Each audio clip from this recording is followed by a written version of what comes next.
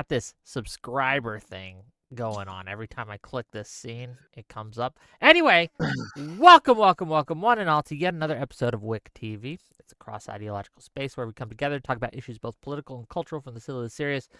Today, we ask a very important question, ladies and gentlemen. Women, what are they? And more importantly, perhaps, what should we do about them? We got some woman knowers in our server today who've asked me to moderate a debate between them on what is a woman. So I am going to do just that. We have Hunter here, and we have Lactoid. And I'm going to give the mic first to Hunter. Give people your spiel, tell people who you are, what you do, why we should listen to you, and your opening thoughts. Let's just take it away, boys. Go ahead, Hunter. Okay, I'm Hunter Kozak. You can follow me anywhere. I have a long opening, so I apologize, but I'm going to just get started.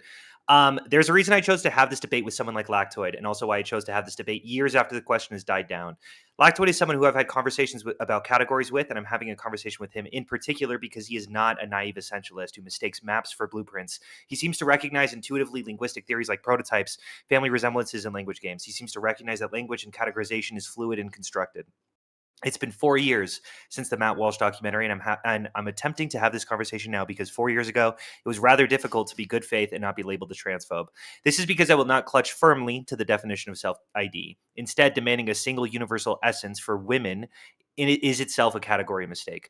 The question, what is a woman, is very often equivocating several different questions and collapsing them into one. I think it's important we strip these down into different questions. So first, one, what determines which people are women? 2, how do people think they use the word women in other categories? 3, how do we typically organize objects into categories? 4, do we treat the category of woman as different from other categories? 5, are there different definitions of women? If so, what are they and which should we use? 6, is the SRY gene or biological sex operationalizable and coherent definition?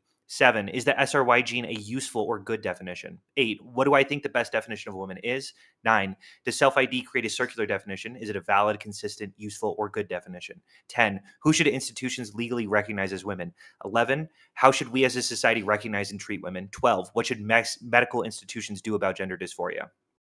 That was a lot. I apologize. I will say, and we're going to break this down a little bit more, I will say that one of the answers to this question is still self-ID, and I will also say that some of these questions I'll knowingly and admittedly avoid.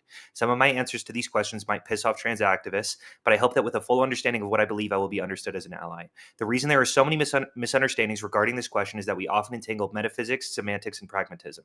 I'm a constructivist, descriptivist, and consequentialist. That means I firmly believe that society cannot be wrong about a category, as it was socially constructed.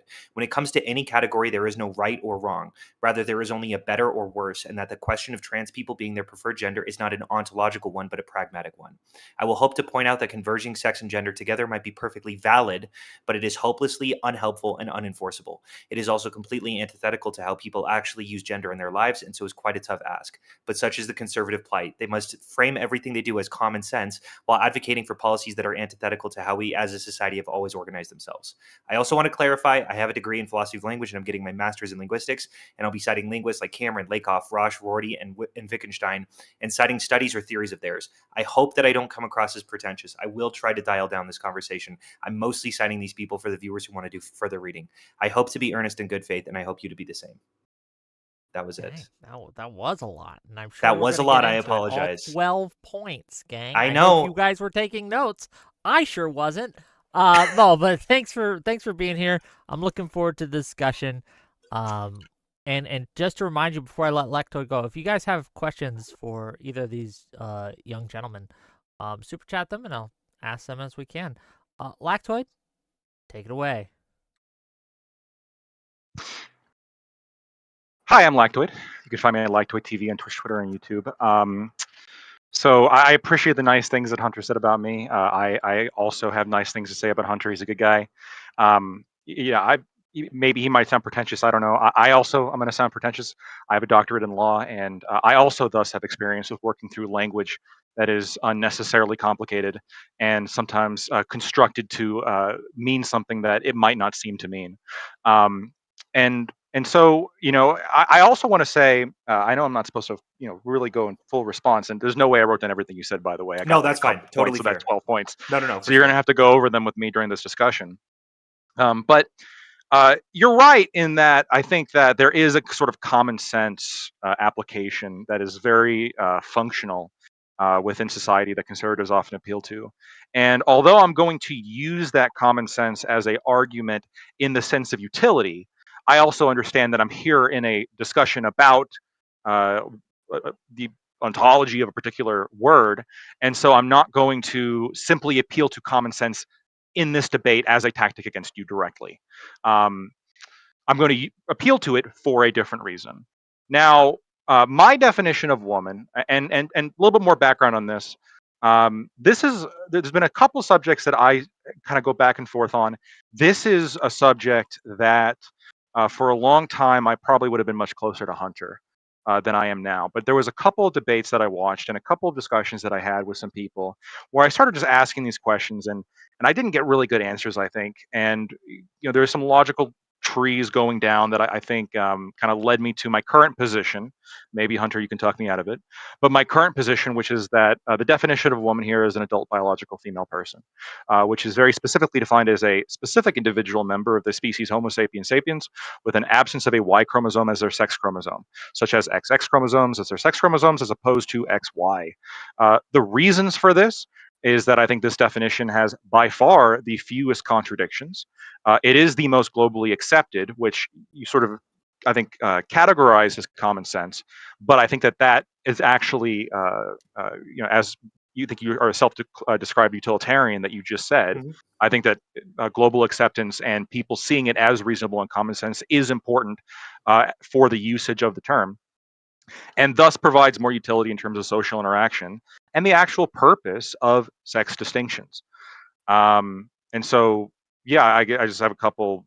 I got some things written down, I guess, to ask, but um, a lot of it's going to be responses. So, Hunter, I mean, why don't you just go ahead and explain why, when I see a woman, and I think when most people see a woman, the assumption is, well, that's just a biological female. Why is that incorrect? Yeah, should we just move into the Yeah, general go ahead. discussion?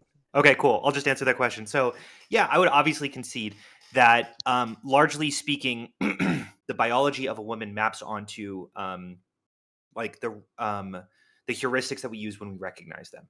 I think that you would also have to concede, though, that that isn't always the case, right? Like that sometimes you're essentially getting it wrong. You can misidentify biological realities, yes. Okay. So I guess my question is, if you recognize that there are blurry, do you recognize that there are blurry boundaries between XY chromosomes? Like there are going to be DSDs, and that those make up about 2% of the population. I think that there are, so in my research before this, it was Mhm. significantly less than 2%. Yeah, could I But clarify that number? sure.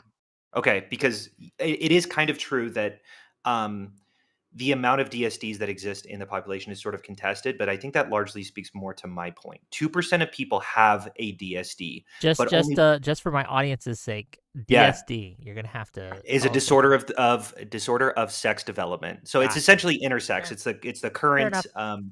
good term to use. Just wanted to make sure No, that no, that's everyone fine. knew, especially me, because who didn't? No. But go Sure, ahead. intersex. Yeah, I'll say intersex, but even though the technical term is DSD, 2% of the population is intersex. However, those 2% in company of people like a friend of mine. I have a friend named Anna who, when she was 22 years old, she had abdominal pain. She's a woman. She has you would look at her. She's phenotypically female.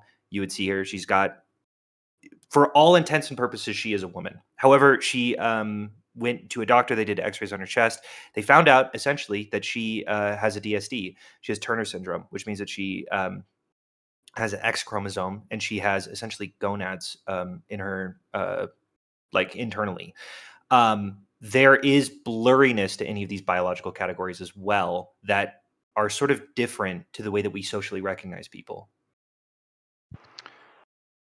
Okay, just to be clear, and Mhm. just because so my understanding is Turner syndrome is not the presence of a Y chromosome. It's the absence of one of the X chromosomes. So it's X Mhm. blank. I can So and going back to my, and just to be clear, going back to my definition, member of the species Homo sapiens sapiens with the absence of a Y chromosome. So under this definition, this would still be a woman because you have an X but no Y. Sure. Then I would point to someone like Swyer syndrome, which has the SRY gene present, but is typical female phenotype. You're talking about so like androgen insensitivity. Yeah, there's a so I guess here's my point. Whenever we categorize things, we are not using these biological definitions, right? That this is essentially something that we've mapped onto later. We're always checking this against the way that we use language. There's a kind of a classic philosophical argument. I don't know if have you ever heard the story of Diogenes and Plato with like the what is a man? Oh yeah, featherless biped. Yeah, featherless. So Plato says, "Behold a man." Behold a man. Yeah. So I'll clarify for the audience. Sorry. Plato is basically like every definition has necessary and sufficient conditions, and they go, okay, so what's a man? And he goes, a featherless biped. Diogenes comes in with a chicken, and it's plucked, and he throws it in front of Plato, and he goes, behold, Plato's man. My question is, why doesn't Plato go, oh yeah, fuck, duh. I just called this a man. We all know this is a man. You just pointed us to a man. Like, why does he reject that this is a man and thus the definition might be wrong? Does that make sense? Think that's I don't think that's his actual. Like, what are we checking this against? I think that what that is an attempt to have a comprehensive definition that's imperfect and like easily defeatable with an exception, like a very obvious exception. No. Sure, this exception, but why aren't we just integrating that exception? What are we checking this against? I do have an answer, so I can just give my answer if you'd like, but I do think the answer is just usage. It's just how call the chicken man. In other words, common sense, right? Sure. Yeah. But I would really point to I would say usage is the way that I would refer to it. That's how meaning is constructed through usage. My issue with creating this sort of like biological definition is we're always checking these biological definitions against usage, and we're sort of creating this middleman. It's almost like we're standing on a mountain. We've created a map for the mountain, and then we've like almost forgotten that the map was just made to describe the mountain, not to, like, prescribe how the mountain is. So it seems like we've reconstructed these definitions. Sorry, are you a little bit lost? I don't know. No, I guess what I'm trying to explain. Okay, so I understand that there's going to be correlations between the general and some kind of like underlying definition that we use and the general characteristic that thing is going to express itself with. But this is true for all taxonomic categories. You would agree that we would say, okay, we would define a human as Homo sapiens sapiens. But there's going to be certain humans potentially that are going to be, like libertarians. They're going to be like distinct, I suppose. But that doesn't defeat the definition. Wait, sorry. Maybe I don't get that. What do you mean? Sorry, I don't know if I got the libertarian joke. What? I'm sorry. No. I don't. What do you mean? Sorry. Well, here, let's start with this. I was calling them less than human. Yeah, I got that. But like, then you said that there were actual exceptions to that rule. Right. So you would agree that a human is a Homo sapiens sapiens, right? Sure. Okay. And so if I demonstrate to you an organism that fits within the taxonomic category of Homo sapiens sapiens, based on their genetic code and their biology, you would identify that as a human. So the issue here, I hate to already sort of. Well, hold on. But just sure. Is there like I would almost certainly do so. Yeah. If I remove the legs of that human and the arms of that human and the head of that human and replace it all with like robotic, maybe not the head, but the arms and the legs and the torso and everything, and replace it all with like some kind of, tire tracks and like machines and everything, to the point where now this is like very different, I suppose, and operates differently than we normally understand a human to be, we would still categorize this as a human. Yeah, but I would also probably invoke prototype theory and say that they're probably less of a human though. Because it doesn't really fit. It doesn't map onto perfectly our prototypical idea of what a human is. Hold on. I have a question. Yeah, go for it. So if a veteran loses his legs in combat and is replaced by prosthetics, are they less than human? No, I don't. Well, it depends if we're treating them in a substantially different way than we're treating all other humans. Veterans do get special I don't status think we do. And get treated in a very different way than most humans, yes? No. This specific individual for losing his leg. And I don't think we really do. I don't think we're really treating them. They don't treat people with missing legs very differently.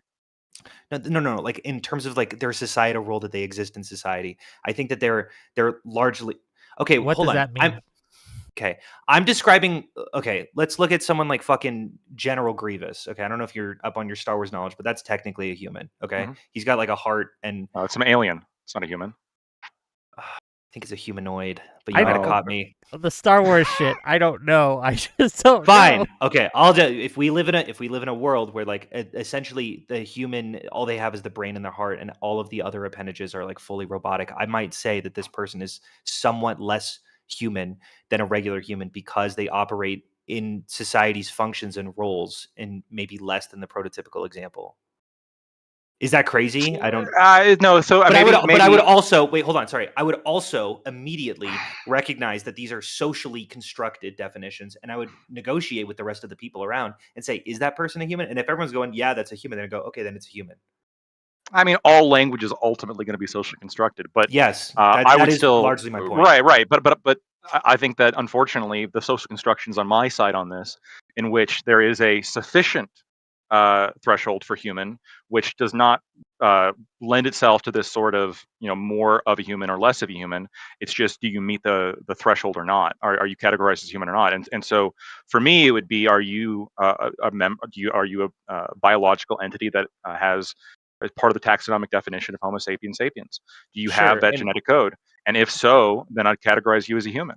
sure, but I think that what you're doing is you're reifying because we've never really met something that we would normally categorize as human beings that doesn't have like the human genetic code. So it's We'd call them easy for something you to. else. What do you mean?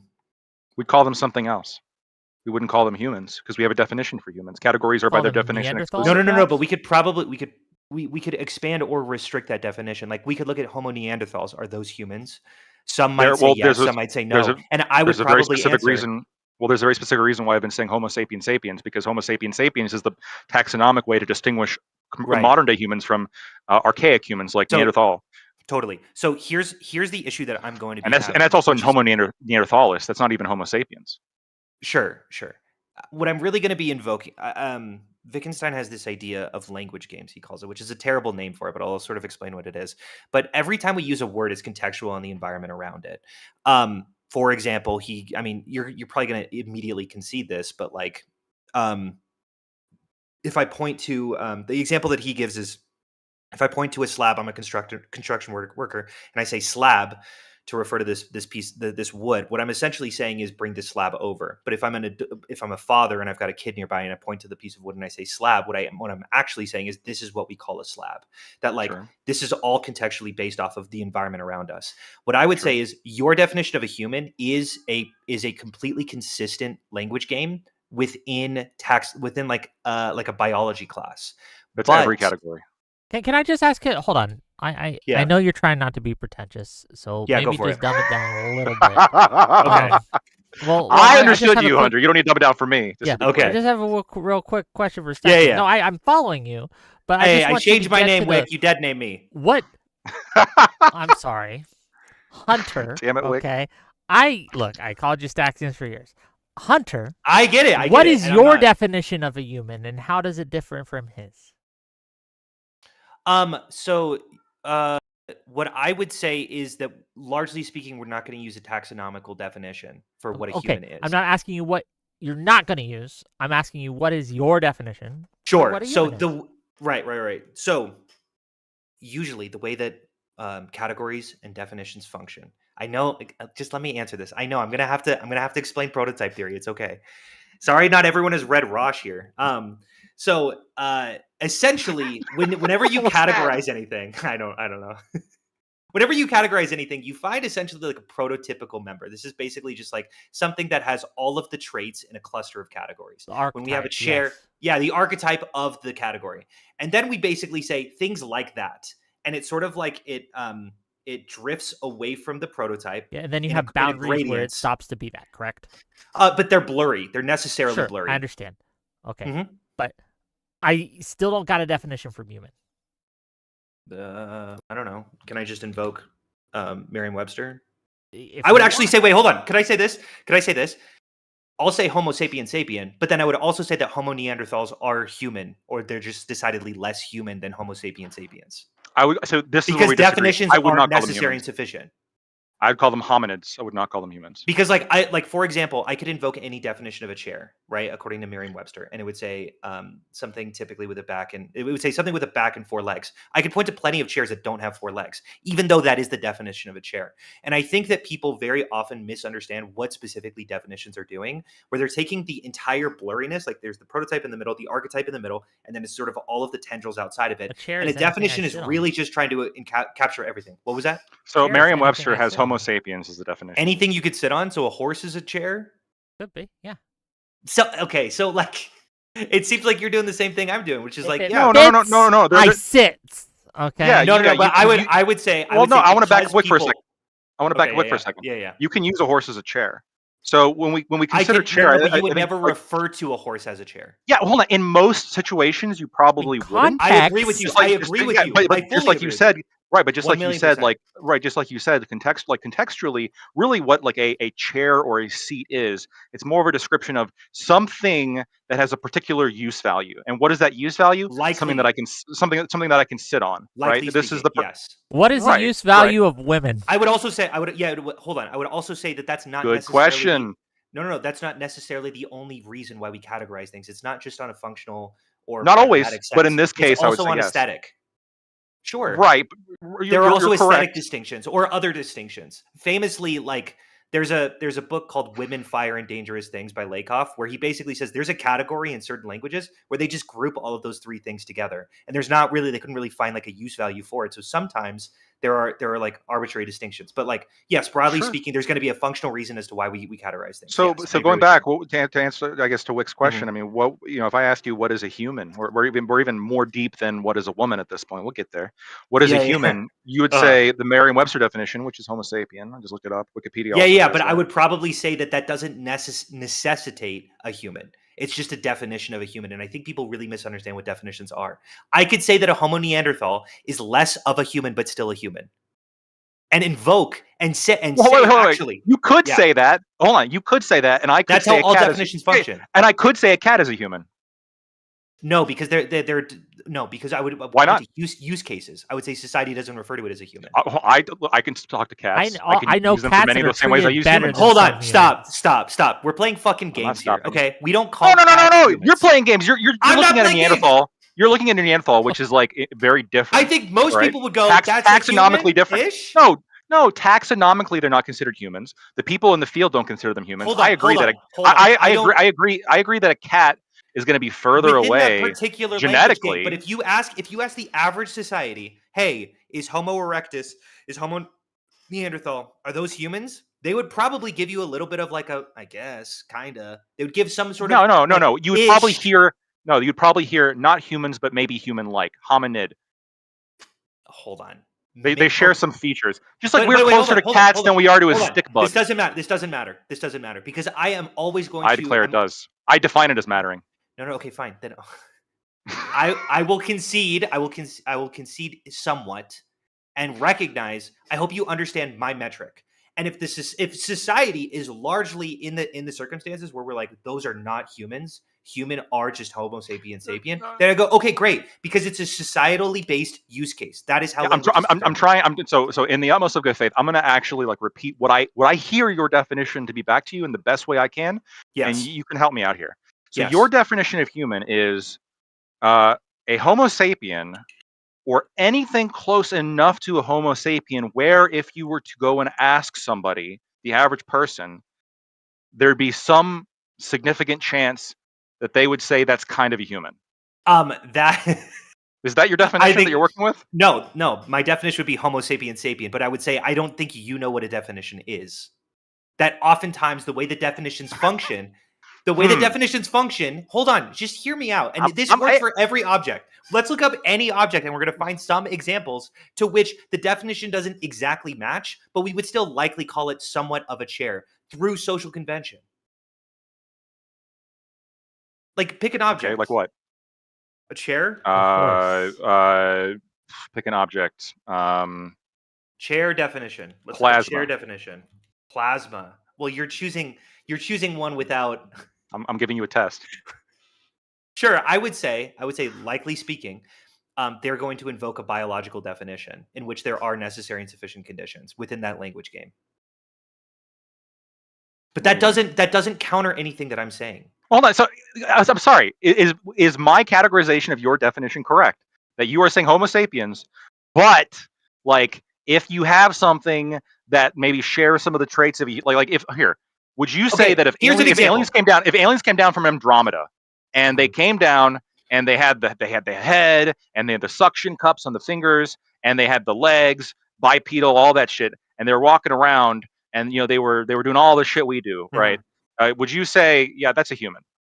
No, I Would you would. would you correct somebody if they said, is that a No, but human over there, or it would would you be a say, no, no, question no, that that's not a human, that's an alien? no, it would be a question that we would question and negotiate. Like that would be something that we would invoke. We would go, "Is that a human?" Because that's certainly a I'm I'm blurry I, case. I'm talking under And if current we all agree, convention. no, okay, Because here's the problem. When I keep referring to this, like obviously with any kind of language, we're going to be referring to some kind of like intersubjective social convention right, because this is the way words work. yes, If all of us agreed that cat meant dog, then it would be true that cat yes, means dog. that's my Correct. point. Yes, Just like it's true. This is true for any definition. But this is the okay, whole. This is the whole. In my opinion, this is the whole point of like we're literally what we're doing right now is negotiating these definitions and making sure yes, that these definitions are actually exclusive. These definitions actually categorize something. What is that something that we're looking at? For yeah, but me, you're I saying actually have parameters that I've set forward. Very easily to understand parameters. If I explained it, if I put it in a statute, people would know for sure what I'm talking about. And some slimy lawyer like me couldn't argue my way into thinking that the alien was a human Skill because issue. this matters. hold on. I think that when it comes to and here's the issue. I do think here's the issue is that you have in some cases a law background, and in the specific language game that you play when you are a lawyer or an attorney, you have to have very clear, succinct, precise, necessary, and sufficient definitions. But that Mm-hmm. is not colloquially outside how that functions. Okay, but sure, but this is not what we're doing, engaging right now. This is not some colloquial exercise where somebody comes up to me at like some restaurant somewhere. We are No, but currently discussing like what is the definition working with here. I can agree with you that like um, if somebody doesn't meet a strict definition, like for example, colloquially, I could see something and I say, Lego, that's a frog, and the person who corrects me and says, actually, that's a toad. Like this kind of uh person, kind of an asshole, right? This person's kind of a dick. right, right, They know what I mean. But exactly.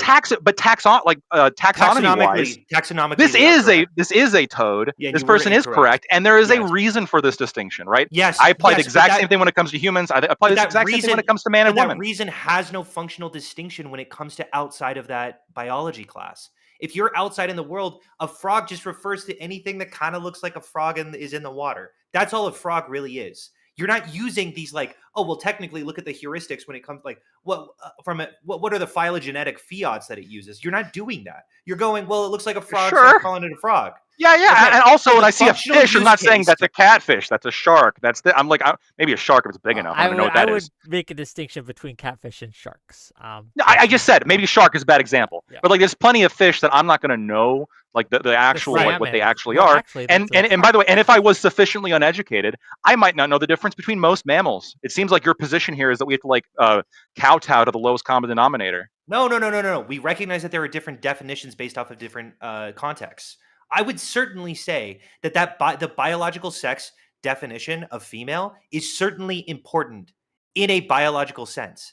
If you're a fucking doctor, you better fucking know what chromosomes your patient has. Okay, So I and guess that Okay, hold on. yeah. Oh, Before well, before ask we your move on, can question. I just get this? Like I'm gonna go step by step. I'm gonna try to get all these yeah, concessions. Okay, So you would I agree? have a meta question after, but go ahead. Yeah. Okay. Well, medically, then Hunter, would you concede that medically, uh, uh, woman and man, the distinction here matters tremendously, and that my yes. definition is most accurate medically? Your definition. Um, w- when we say medically, are we because I could Yeah, yeah. also probably If you say pull out the doctor form, if you go to the hospital and you look at the form, and there's like, are you a man or a woman? Are you going to be like, well, I mean, ultimately this is all intersubjective, or are you going to circle, no. I am a man, I know what that is? No, but what you should say is that this is why the sex gender distinction matters so much. Hey, I'm a male. If I have abdominal pain, you better know that I don't have a uterus in there. But also, I would like you to refer to me as a woman when you speak to me intersubjectively. and we play these two language games simultaneously. So you should. Again, I'm just this. I'm trying to. There's a social convention category that we're going to go into, but No. But I that guess social convention also matters at the doctor. So I don't know if you're going to trip me up on that. Does that make sense? I understand what you're saying. I'm not. Cool. Then I yes. understand. Great. Okay. Great. Then yes. Then yes, you should write down male. If you're Sure. a trans woman, you should write down male. Okay. You should say, Okay. I don't have a uterus, Yes. by the Yeah. way. Just so I hear you you. know. And then we can go and then we can talk about social convention, but Wick had a question. Right, which still it's still Well, in my still question can be goes to present in a social medical conventions. context. Yes. I understand. Yes. My question goes to social. I'm just like I'm just curious. And this is for both of you. What are we trying to decide here tonight? I know what the prompt is, but it seems to be that you guys have some at least connection on the basics.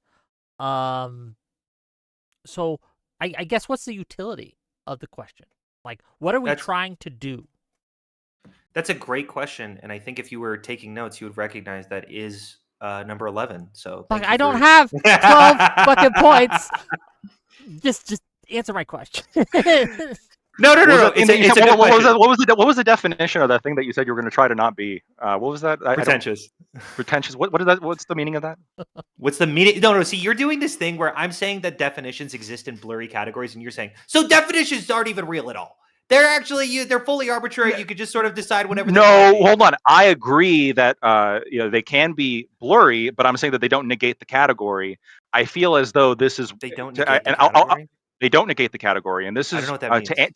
I'm Sorry, going to expound on that. No, you're good. Go ahead. I'm going to expound on that and also sort of answer Wick's question because obviously, all right, going back to how things are contextual, obviously this isn't just and never was, and Matt Walsh didn't intend it to be some kind of silly little semantics exercise.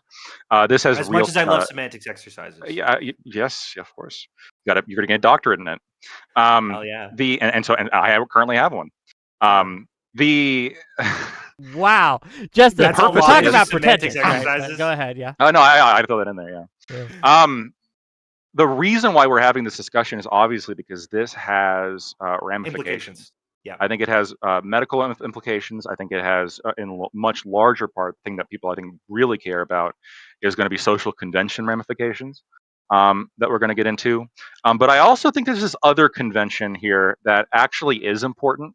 It's kind of been what we're talking about now to some extent, which is that although I just called it sort of a silly semantic game, I do think that maintaining some coherence and preventing the slide into just complete postmodernism and maintaining a level of linguistic coherence actually is good for a society.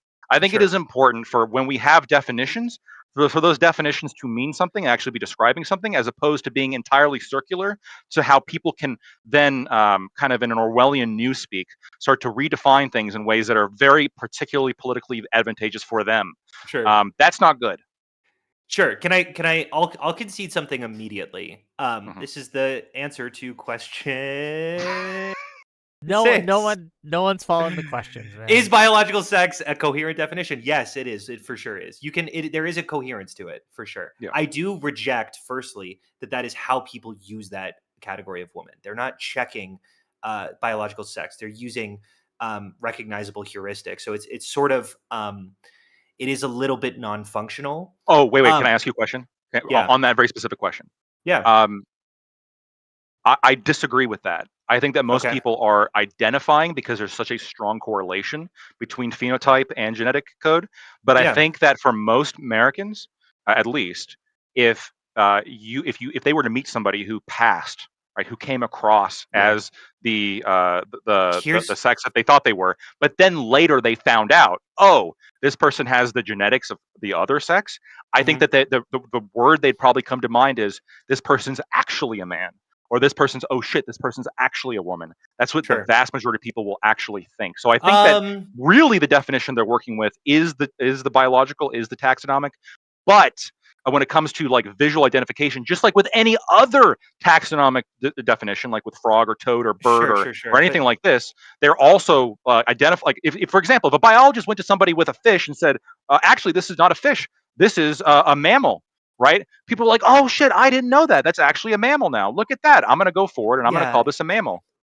yeah. There's a huge issue here, which is I could send you this brilliant article where this guy imagines going to this like um Babylonian king, and he goes, "Hey, you keep saying that whales are part of like you keep saying that whales are fish, and they're not fish. They're actually mammals, right?"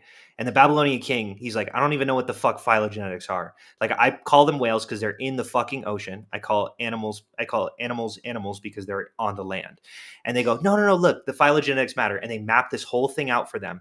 And the king Hmm. basically listens and goes, "Listen, I'm sure that that's useful from wherever the fuck you are, but here we have a kingdom, or sorry, we have people who are over the sea and people over the land. So it's actually important that we call whales fish so that we make sure that these people are over that specific person. Like there is a functional basis off of this. That And when way, we say that is things are important. That what is over what?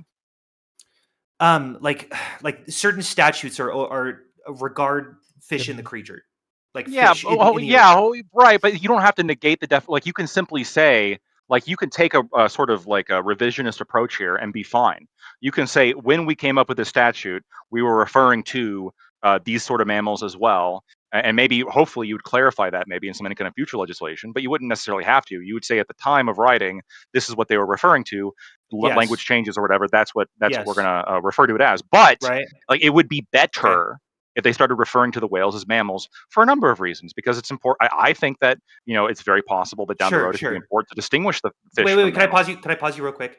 Do you recognize it's not an ontological category, but or sorry, it's not this we're not speaking ontologically. We're not speaking whether or not actually whales are fish. We're saying would it be better to categorize them as fish? Because actually we could do either. But we have to be looking at the function of these categories to determine what's best for society. Right. But the difficulty again that I keep running into is that Okay. you're correct that this, because language is an intersubjective exercise, uh, you could do this for any kind of taxonomic definition. In fact, it could be it could be irrelevant to the difference between frogs and toads, or even Mhm. maybe even more or less complex. You could say it's irrelevant to distinguish between dogs and cats. You could Uh-huh. say, well, look, for our purposes, I mean, it's a furry thing. It's got 4 legs. That's just a Yeah. cat. Like we're looking Okay. at cat. Oh, coyote comes up. That's a cat too. You Okay. could have a very simplistic language. In fact, this is the case in some like some African Or it could be languages, for more example. complicated, but in different Sure. ways. Yeah. In certain African languages, for example, there's Okay. I think they have there's like 3 Yeah. different words they have for color, and they just sort of throw a word out for like, well, that's in ancient Greek writings, for example, they would describe the ocean as wine colored because Right. wine was used to refer to both purple and blue. You're Mhm. right. You can have like simplistic kind of like generalizations here. Um, I don't think that is better than being more specific if you can be more specific. And I I especially don't think it's better if it goes against what the actual utility value is, I which I agree, think I fully agree with you. which I think biology, as I tried to describe before, is I think how most people actually mean it. Like I think for the vast majority of Americans, if you were to describe, oh, by the way, that's actually a man, that's going to affect their decision making as it regards that person. Would you Yes, agree? wait, hold on. Yes, but there's a little bit of a double-edged sword there. You recognize that the way that they're treating this person in society would change because Yeah. because gender exists in this social role in society.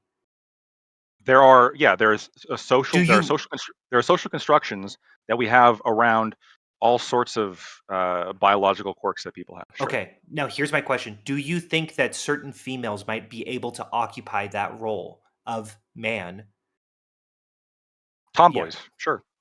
sure. Okay. And Are I think that tomboys men? they are probably okay. Okay, I'm going to be really clear Are there here. I'm going to more be men than really women? clear. No, I might not say that, but I might say that they are less of a woman than a Less prototypical women? woman. Yeah. Now, what I really mean by that is they are treated as less of a woman in that societal role. Just to be super Um, clear here. I am To not saying that to like on an to ontological yeah, level that, but I don't even know if I believe in like an ontological identity or sure. reality. So To I am just looking at a social reality. And yes, to some extent, those tomboys are less of a woman. Although so how would they be? probably wouldn't use How, that. I wouldn't hold use that on. construction. You so would in order to be understand more of a this woman, they would just need to real like quick. wear more Just real makeup, quick. have longer Just hair. to back up Hunter for a moment. Yeah. You would understand this if we were talking about men, right? You would understand that some men, even though they are biologically male, in different societies are seen as less than other men or more manly Yes. than other men, right? Yes. Based on how they conduct themselves and a whole lot of role things that have nothing at all to do with biology, right? Yes. We understand that the concept of what a man is changes over time from a Yes. societal level. We're not talking To about some male or degree. female here. We're talking about men, right? I would say that probably. Can I just finish? Right? Yeah. Sorry. Go ahead. A man, what was considered a man, like a man's man, a manly man, more man than other men in Athens, was substantively different than what Spartans considered to be a Certainly. manly man, right? Cultures are And different. this kind of speaks to his point, right? If a This speaks to tomboys Lactoid's are point? considered less women No, he than thinks most it women are goes to your because point. of how they occupy the social role. Right. So when we refer to people as manly, what we're generally talking about is this person very much fit within the phenotypes that are typical of their or behavior that is typical of what they are. So like a car, I would say, is like very car-ish. If it behaves in the A way a real car man opens the is, door perhaps. for a woman. Right, a real man opens That the has door, but nothing to of do with course, biology. sure, but of course, though, Wick, if I didn't open the door for a woman, you wouldn't thus say, "Well, Lactoid, you are a woman now." No, I but would you say would that you're certainly less be of a less man, of a or man. if I was Right, following but that, by I would say saying you're that, less of a what man. you're really saying is, I think you're less masculine. I think that you're not abiding Yes. by the social. You're saying that you're not abiding by the social conventions. But But what else is a social category other than? what? No, because I'm saying it's a biological category. No, sure. Because if Wick found out that like I had I have XX a. chromosomes, or if I found out that Wick had XX chromosomes, and that everything here has just been an act, what I would say is Wick has been a Would woman that this whole make our time that was dick pics we deceiving send us. each other less gay? It would be very much more impressive because I Oh, would say, fair how the enough. fuck did you do that? I mean, that surgery was very well done. Fair enough. But You'd be still, surprised. But Okay. regardless, like or Lactoid, Hunter, I have a question. I would say Hunter, you were a woman because here's the problem. Here's the problem with I think the definition that you're presenting. Yeah. It would mean that you can't pretend to be a woman. You can only be a woman. So if I Yes. go to a theater, for example, and I portray a woman very convincingly, I have the wig on, I got the makeup on, and I'm convincing the audience I'm a woman as part of the act. Am I pretending to be a woman, Hold on. or am I just a woman in that Hold on. moment of time? I genuine question. Okay, because Mhm. I might be able to bite some bullets that might make me look crazy. If you answer this in a very specific way, does the audience know that that person is a male? The audience doesn't know. Okay, the audience doesn't know. Then I would say within that language game, yes, you are fulfilling that role of a woman. You're being And that's a treated woman as up a there. woman. Despite the fact that it's Bubba who But identifies as a man, has a wife at home. I would say the moment that you step outside of that role, the moment you take off that dress, I'm the not. moment Well, that I'm you not talking go about that home, yet. I know. I'm not talking about that yet. I'm I really trying to understand, nail. but that's Yeah. Well, hold on. I I'm understand. trying to nail But it. I'm appealing to that common sense, the social convention that we're talking about earlier. sure. So when we're talking about some guy named Bubba who he shoots guns and Is this rides a reference to motorcycles, something? big fat dick. I mean, just massively masculine dude in every You which way. keep He opens it. saying, but he Hold on. convinces a He whole audience. yeah. Hold on. Yeah, he opens the Okay. door for his wife every time. Yes. But due to the magic of The magic. Stop. makeup, due to the magic of, in fact, holographic AI fucking lighting imaging, like it transforms him and it makes him look like the most beautiful, convincing woman. I would say this person is acting as a woman. I would say this person is playing a woman. We This would person is say that. behaving. This person is trying to convince an audience that they are this thing that they're not. You would say, no.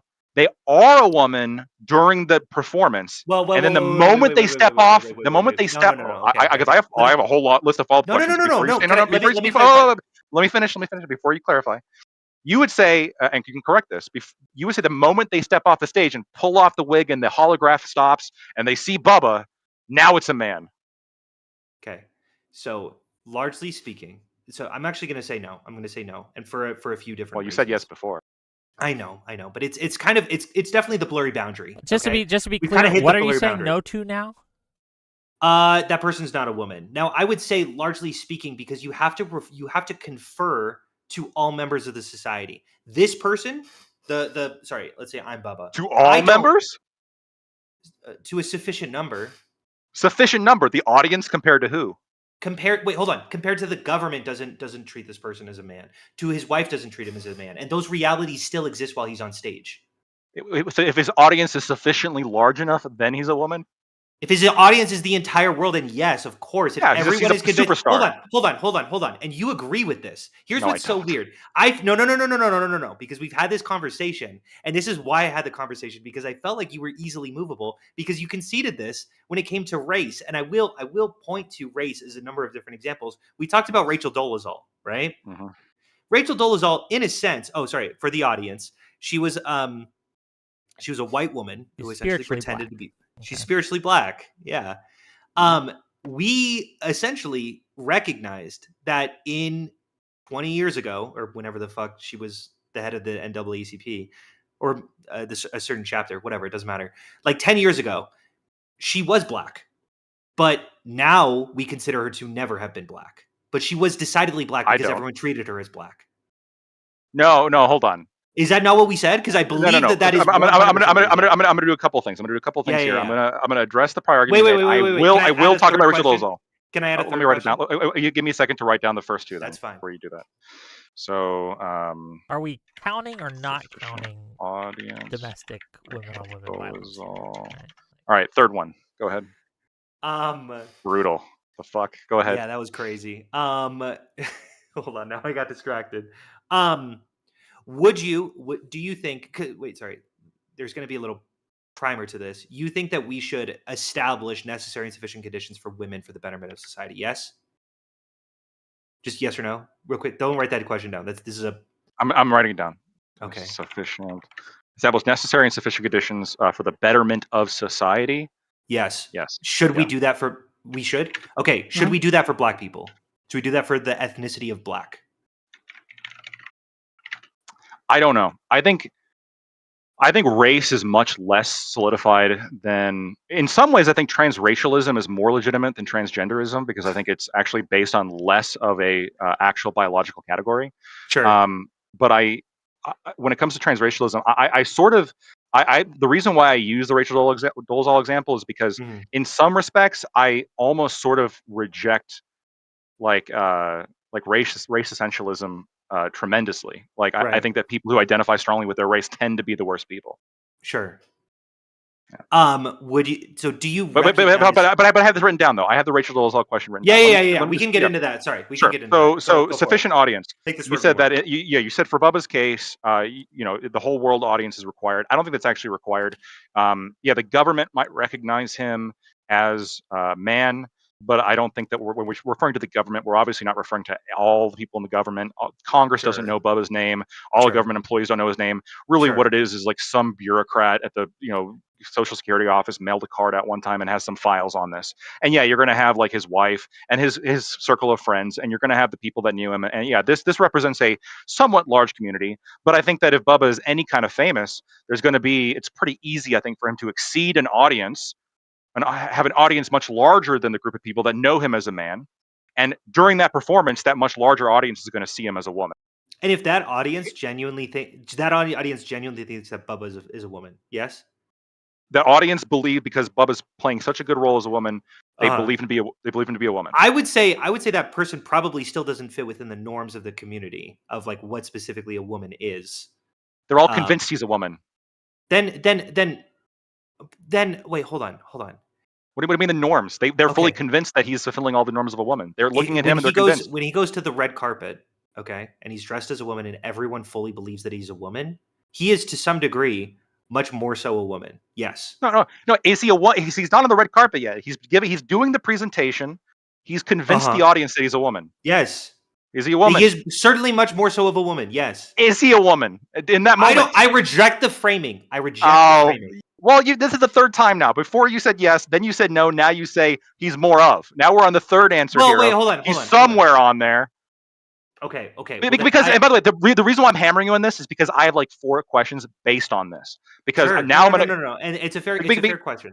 Yeah, it is a fair question, but I would also immediately pivot to this blurriness and this like difficulty in establishing like a correct answer is difficult in all blurry categories. Every single time you're gonna go like, man, I don't really know. Actually, maybe we got to like ask around. Like, what do you guys think? Like, I don't really know. Like, if I like, for example, we could look to Black people and go, Yeah. and we could just look to him and Wait, go, no. shit. I've got a good example here. Well, I Yeah. actually didn't know the actor Robert Downey Jr. Oh, Before the you movie knew him Tropic Thunder. from sure. I genuinely, the first time I ever saw him was I walked Okay, in and there was a like in the movie theaters when they have those like I pop up understand. cardboard of Robert Downey Jr. as a black man. I Mhm. just believed he was a black man. Mhm. If there's enough people like me, if this was like his debut, I know he was a famous actor before, but if this was his debut, was he black? He is okay. And again, this is a blurry. We are right in the middle of the blurry boundary. Like you can imagine, there's the prototype, there's all of the gradients, and there's like a boundary that exists where, like, outside of it, you certainly aren't, and inside you definitely are. This is the blurriness you're describing. I'm going to have a difficult time answering that question. Here, I would I'll say try. Society. If society decides you are something, you are. If that's what I'm society, saying. Yes, which is All why right, I'm going to have to pull people around at that. And I least when haven't. it comes to race, if Yes. society decides Hassan is white, he's white. Then he's white. Yeah, Now, and now, I would society yeah, yeah. decides Now, that that's great. was Lactoid gonna I embrace- is love this black, answer. then you Mhm. can do everything a black person can. Now, That's Wick. That's Now, hold why on. Now, Wick. the Now, answer logic, the question. because- Answer the question about now if Robert Downey Jr. was dressed as a woman, convincingly enough that society saw Robert Downey Jr. as a woman. Is Robert Downey Jr. a woman? If everyone treats him like a woman, then yes. I want to hear. Okay, Oh, if go everyone ahead. treats him like a woman, or no, if enough people, it can't be everybody, because it all has you would to need then is in reach your a mind one threshold. transphobe, and now. Yeah, it So, has to what would reach a you say, threshold. Wick? It has to So reach it a has to threshold. So And there's again, some threshold. I don't necessarily share this definition, right? I am simply steel manning the argument. No, that's fine. But what I'm not asking you to like present to me, Wick, because you're not I didn't necessarily prepare for this at all, right? prepared. I understand, Yeah.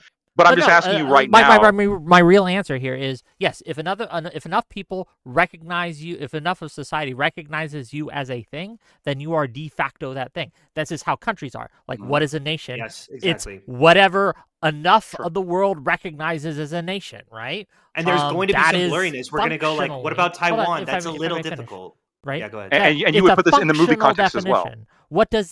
What does society treat you as? What is it Mhm. that you are allowed to do and how you are allowed to act? And that is entirely dependent on society. That's why I get frustrated when a lot of people say, "Well, I'm an X." I'm like, "Well, you can call yourself a Democrat or you can call yourself a Republican all day, but if no one else agrees with you, you're not actually that." Yeah, Same. there's a really good example with So like. Connor's a liberal. No, wait, hold on. I'll say this. Most people would not agree that. Well, Connor's but a no, I would liberal. say, wait, just hold on, just hold on, Hunter, hold on. No, Hunter, I know. I want to ask this. Wick a question. I want to ask Wick a question based on what he just said, because he just said Okay. that if the audience question, where if an actor Bubba or Robert Downey Jr. or whoever goes in front of a sufficiently large audience of people It has playing to be a woman, society. It's not an audience thing. It has to be society. So it can't just be in one single setting. It has to be over the course of how they live their day-to-day lives. It can't just like when you say audience, I think that someone is on stage, right? And when you are on stage, it is understood you are presenting, right? You are being observed, and that there's just different contexts and rules that might apply there. But when we talk about people and how they act on their day-to-day, how they are treated by society as a whole, that's a different thing. Does that make sense? I think it's different in terms of the it's only different in terms of scale. It's only different in terms of like disagree. time. I think that but if we're taking a snapshot of like, okay, we have somebody, because when I see people out in the wild, I'm usually not seeing them consistently. I'm usually seeing them for a very short period of time Sure. and then potentially never seeing them again. And so when you have somebody presenting to an audience, they are let's say it's a play, and they're up there and they're dressed as a woman and they're very convincing as a woman, and they're presenting this way to a woman. This person is presenting to a large group of people really for probably longer than your average person is presenting to people within society on any given Hold on. period of time. No. The flaw in this analogy is that while you might only observe them for a short amount of time, a snapshot, 6 seconds as you pass them on the street, they are still existing in society all the time, constantly, right? Much, much longer than you personally, as an individual, are observing them, right? So we're talking about society as a whole, which is much different than your individual amount of time you might perceive them. And I acknowledge that some people can be more involved in society and less involved in society. But you understand the point that I'm trying to make here? Sort of. I just think there's like a whole bunch of issues. I think there's pit holes with some of the things you're saying, but I understand the point you're making. The point you're making is one play isn't enough, like to categorize this person as a woman, even if they have the whole audience fooled. You would still Because say, they'll oh, that take off person's their wig at the end of the yeah. day. You would say that person's pretending to be a woman, but then to kind of put your position maybe a little bit uncharitably, or I guess the way I would argue against it is if you pretend to be a woman for a long enough period of time around enough people, then at Yes. some point it stops becoming pretending, Yes. and then at Fake some it till point it you crosses make over it. into you're that actual Yeah, thing. fake it till you Yeah. make it is a Fake it till you thing, make it. right? So Yeah. and would you use this for any other category, like let's say a different species?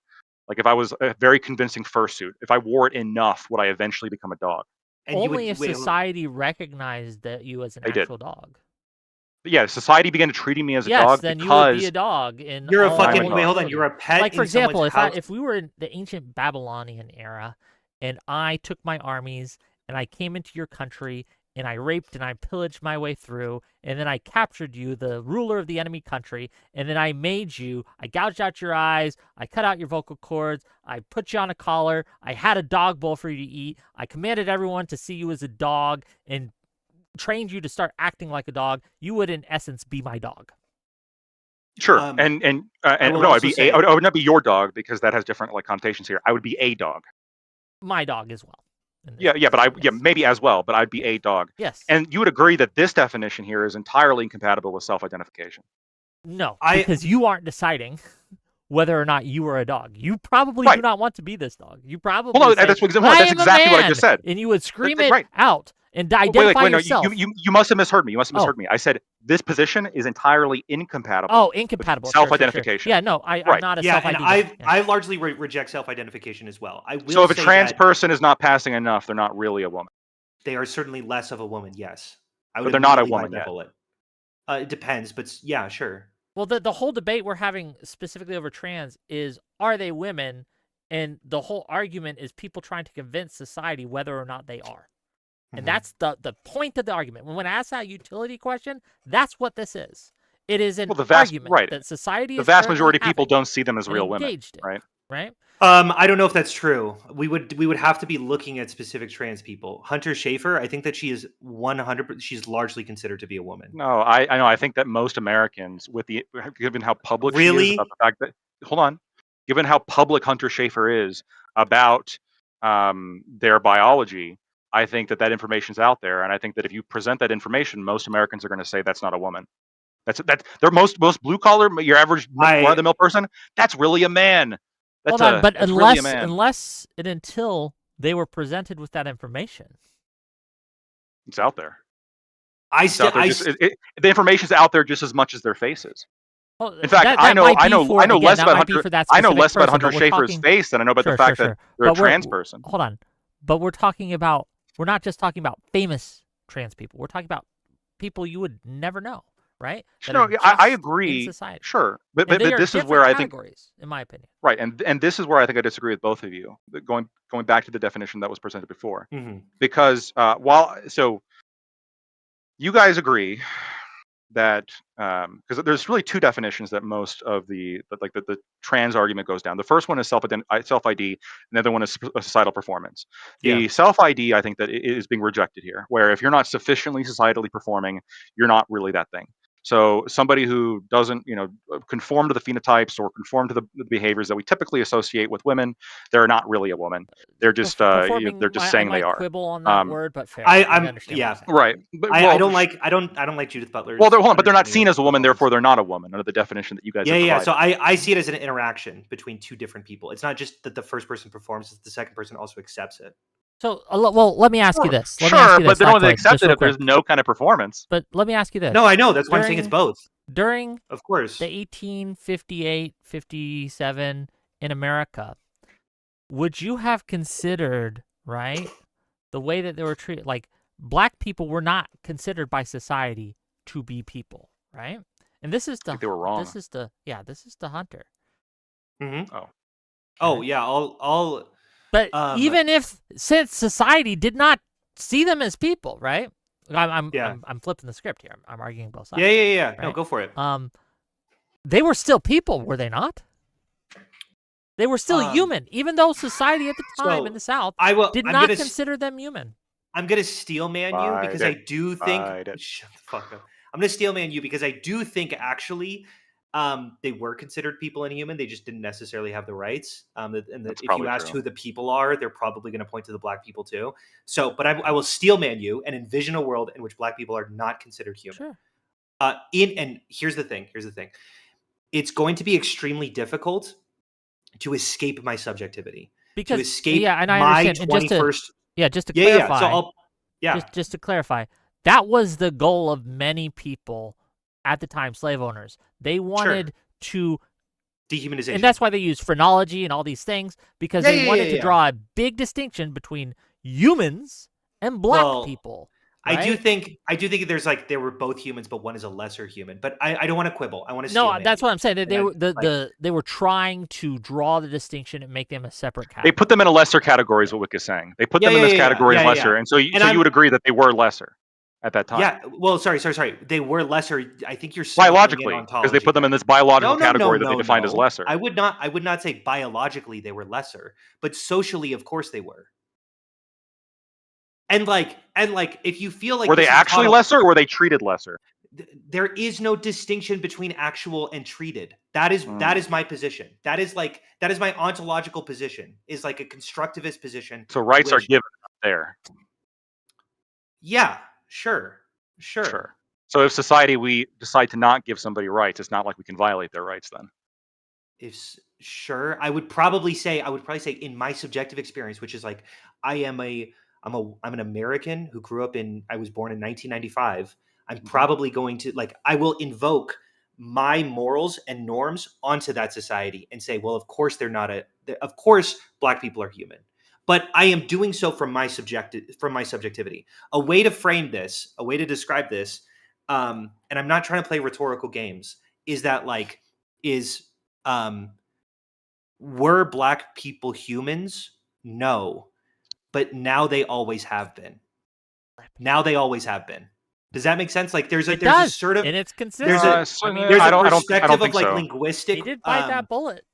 They weren't, but they always have been. I know what you're doing. That's interesting or whatever, but it's blatantly contradictory.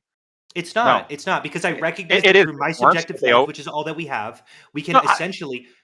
But it's not just your subjective lens, because this whole time you've been appealing to the subjective lens of society. Yes. You're not just saying Yes, of course, but society recognizes black people as human.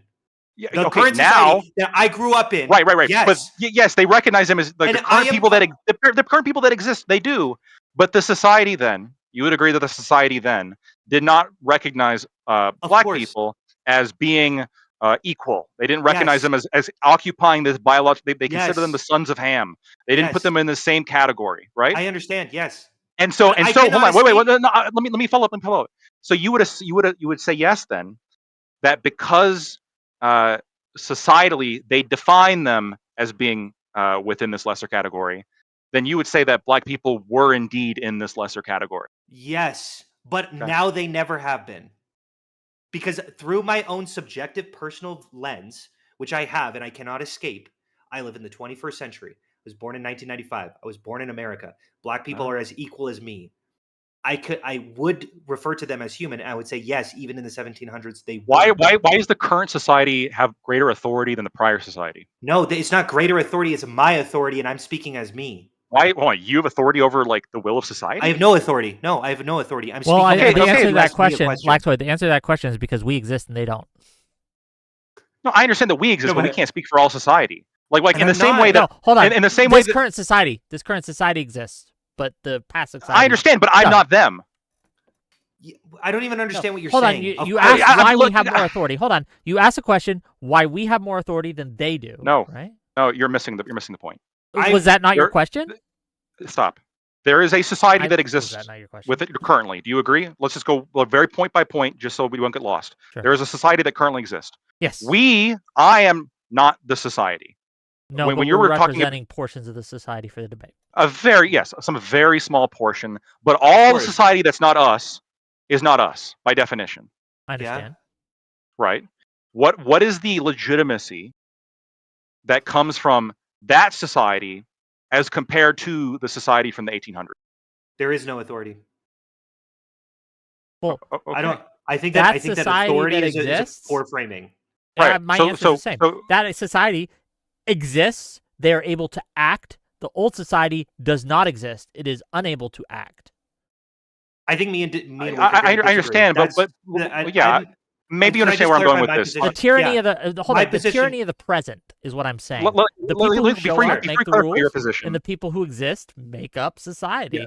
And that society is better, or not better, I Mhm. should say. That society has more power and more authority than any society that's existed before it, no matter whether that society in the past was great or terrible. Those societies are dead, and ours is alive. So Hunter, let me clarify my position here, because Yeah. then it might explain where I'm going with this point. Yeah.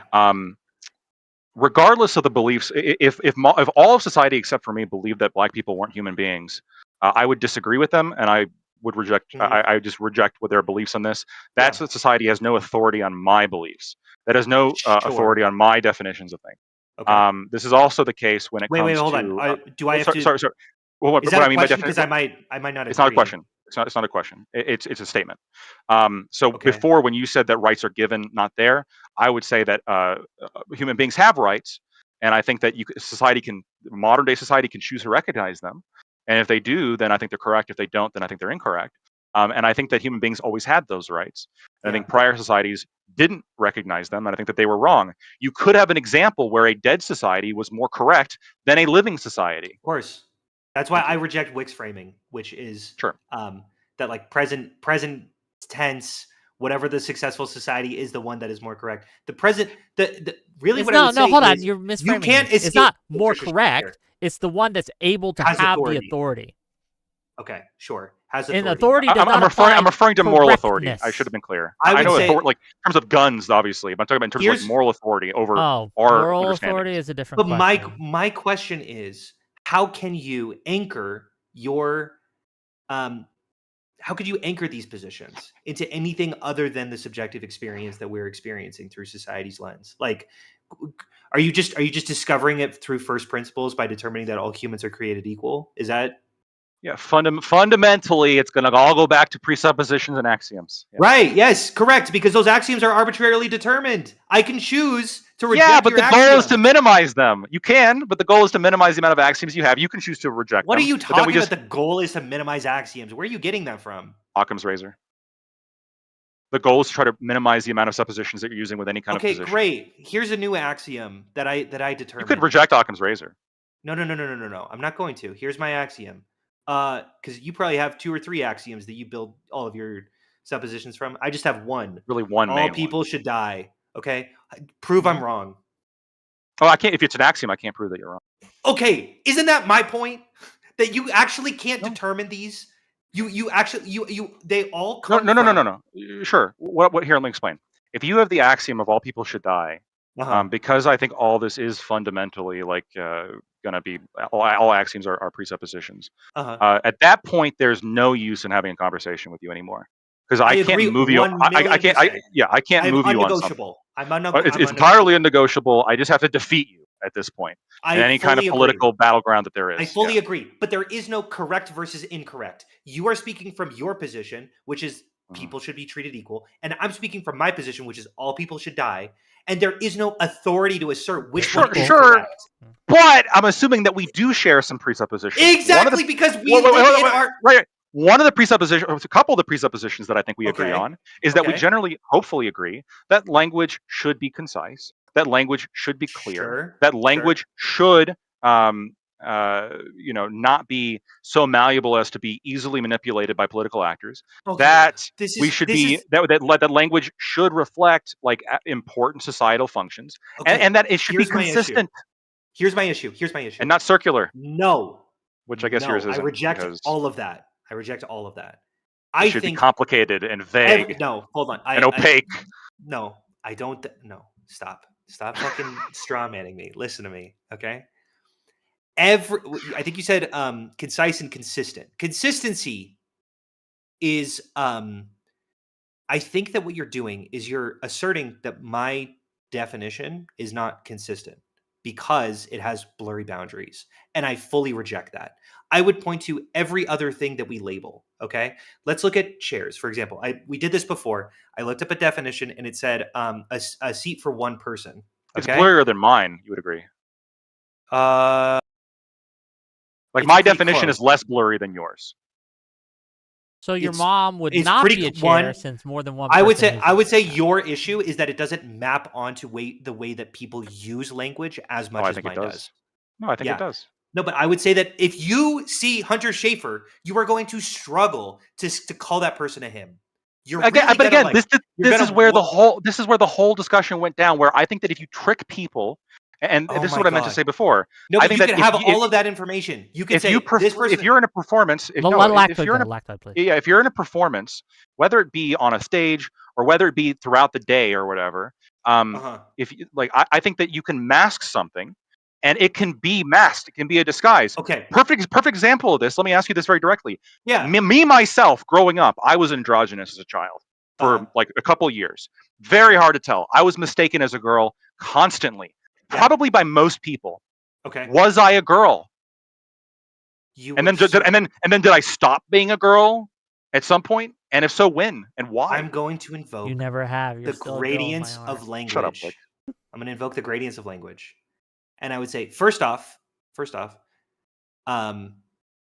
everyone who knew you treated you as a man, right? Or a boy. No. Everyone who knew you, they knew Everybody, you. everybody who knew me after I corrected them, after I said, well, no. No. I Your might fucking present mom this and way, teacher but I'm not. And peer students. How old were you when you were a girl? What are you talking about? Of course, I was. I guess I was a girl between the fourth grade and. Do you see what he just did there? 7th grade, I would say I was a girl. That's when I was a girl, according to Hunter over here. I was a girl. Okay. Between 4th grade and 7th grade. There is a blurriness here.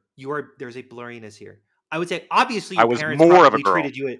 Is it fair to say your parents treated you as a boy, and your teachers, and all of the students who knew you, all of your friends? Once I told them. Yes. Oh my God! Yes, sure. But if you take a snapshot, but strangers in your life, I understand. I fucking get it. Thanks. I do understand this. It's actually not that weird to me. Well, hold on. It's difficult that you understand this, yet you keep using Hunter Schafer as an example. Where, yes, the people who know Hunter Schafer are probably knowing this person's biology and are probably going to treat this person differently than they would a woman, but a stranger might not if they get tricked. So me, myself, when I was androgynous, sure, I might have tricked strangers. Hold on. My question is, specifically with Hunter Schafer, sorry, I did get lost in this. Hold on one second.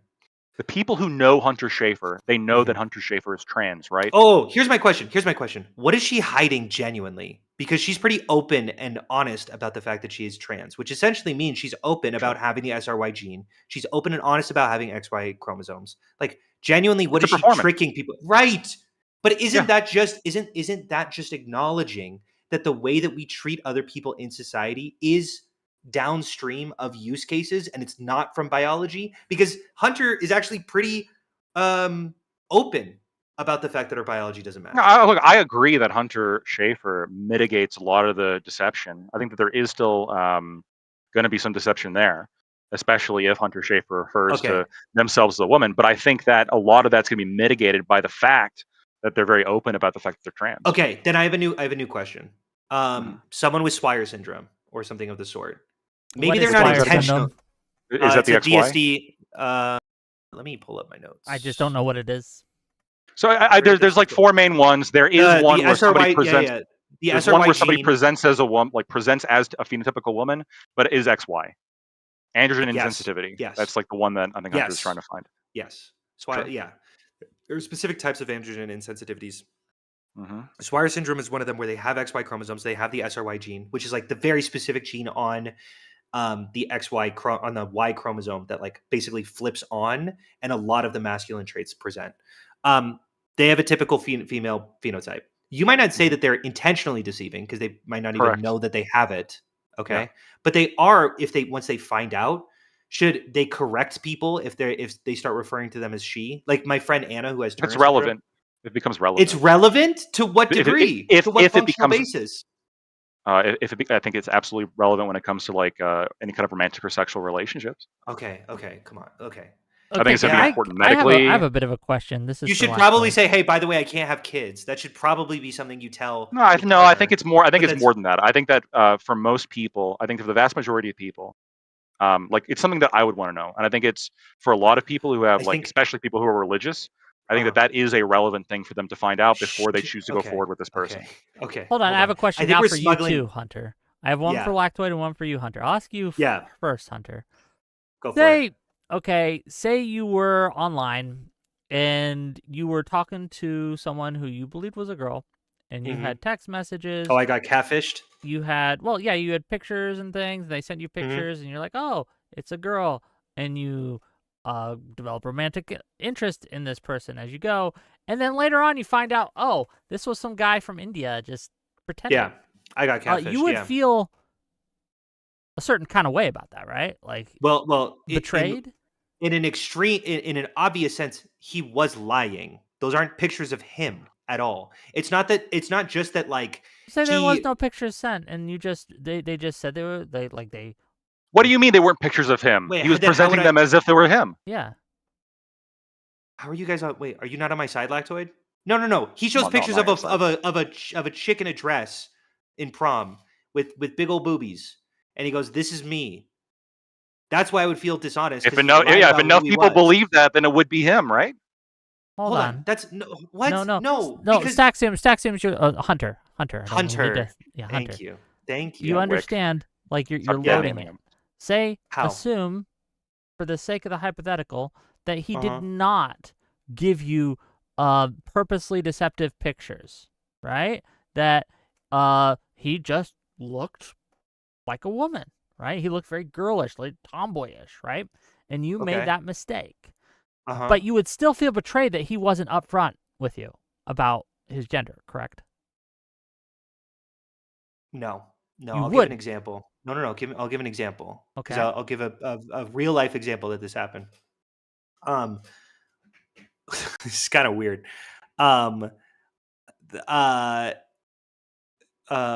was forever ago. I hit this person up on Twitter because I thought she looked really cute. She had a profile picture, and it was like this like Indian chick with like very long hair. And then I realized pretty quickly that it was like an animated avatar. That actually, like, I look at it again and I'm like, I see. That's just an Indian with long hair. That's actually not a woman. And like it was cartoonized, so it's like kind of hard to pick out those sufficient details. But no, I wasn't frustrated with him because he was like, "Oh, hey, you want to just chat?" And I didn't feel frustrated with him because I had no. Well, you figured it out real quick. What? You figured it out quick from the story, yeah? The specific example I was given to Hunter, I actually agree with Hunter. I mean, if there's no actual intent to deceive, it'd be hard to like feel betrayed or to blame them. But what if there is intent? Like what if it was the classic example, like somebody who was identified as a trans Hunter and just didn't disclose it, and they were on a dating website and they were saying, "Look, I'm a woman." So here's the thing. I think you're smuggling in. Okay, here, let me say this. I know everything about my wife, okay? Including what syndrome she might or might not have. If I'm dating someone and something that prevalent about your identity and situation isn't something that you would communicate, I would certainly go, why? Why didn't you inform me? Because that's probably pretty fucking central to who you are. It seems like you are actually, it's not that you are being not upfront with it. You were actually probably trying to hide it because if you are trans, that is probably a large part of your identity. And why did you hide this for so long? No, well, there's a slight pivot happening here. I think when it comes to most syndromes or like most health issues or most of everything with like first time dates or using these dating websites or hookup apps or anything like this, I don't, as long as it's not like communicable or like or there's some kind of like large kind of social component of like why you wouldn't want to have sex with somebody who had different genetics than you thought that they did. In terms of sexual way, I don't think that most people would disclose that. I don't think that's super relevant unless they're specifically asked, right? I don't think there's like I don't think there's a social convention to disclose that. But if a trans person, if we're talking about like this person Mhm. is biologically like, okay, let's say I didn't know that Hunter Schafer was trans, and Hunter Schafer just turned out to be less upfront about it. Let's just say, and then Hunter Schafer goes on Tinder, and I match with Hunter Schafer, Yeah. and then I go, and then Hunter Schafer sucks me off. Have I been Uh-huh. wronged? Have I been violated in No, any way? I don't think so. Really? I don't think Wow. so, genuinely. And I do think that we're I often disagree no, hold on, because strongly. I want to be clear here. I want to be clear here. I still have the question for Lactoid. Because But finish this, please. I do think that there are ways in which you could be wrong, and I could adjust your situation very slightly, and yeah, they would be in the wrong. First off, whether or not they are post op or pre op certainly matters, especially with sexual intercourse. Like if you are expecting, you think it doesn't matter at Not all. in that not in If that hypo. If I'm getting a blowjob, I understand, which is why I'm saying like if, but there's also an expectation. I don't know how graphic we can be, Wick. Are we pushing it? I can dial it back, or No, I if you want can. to talk about blowjobs, you can. Okay, great. I like my Rolexes like I like my women, all original parts. Well, would you still Okay, feel what? there's definitely an Yeah. expectation to start maybe sucking or to be Definitely to not, to help bro. What out. kind of No, cuck no, no, shit no, is no, this? no, no, no. Hold on. If a girl sucks your dick, then you're probably like, hey, maybe I should eat you out. That's No, no, probably we're. There's a long history in this discussion. We are just Okay, maybe totally not we an wrong. expectation, but are it going certainly to wouldn't be that go to weird. the next question because I That's know where why. this Okay, is yeah. going, and that's another Wait. Can I conversation. say You this? can Can I have say this this? debate another day. This would be less Lactoid, graphic. Okay. I think I just to Lactoid. put a bow in it. I would be very like I would personally feel very deceived. I think for a lot of people, especially if they were religious, I mean, this would be a big deal. I recognize that. I think that like doing something with this is the case with stealthing. This is the case with almost anything where if you have some belief, some reason to believe that this person would not be okay with you doing this, and you know this or have reason to believe this because most people in society don't actually see trans women as women. I'm sorry. And so you thus have reason to believe that most people would have a problem with this or that it would be relevant to most people's decisions here, and you don't disclose that. I think that's Mhm. active deception. Just like if you like pull out a condom and then like sort of like Yeah, I get what make stealthing it is. look like you're Yeah. putting one on, but you don't actually put one on. Yeah, No, yeah, like yeah. that's this person would have a problem with it. It doesn't need to be explicit. It's implicit. It's implicit deception.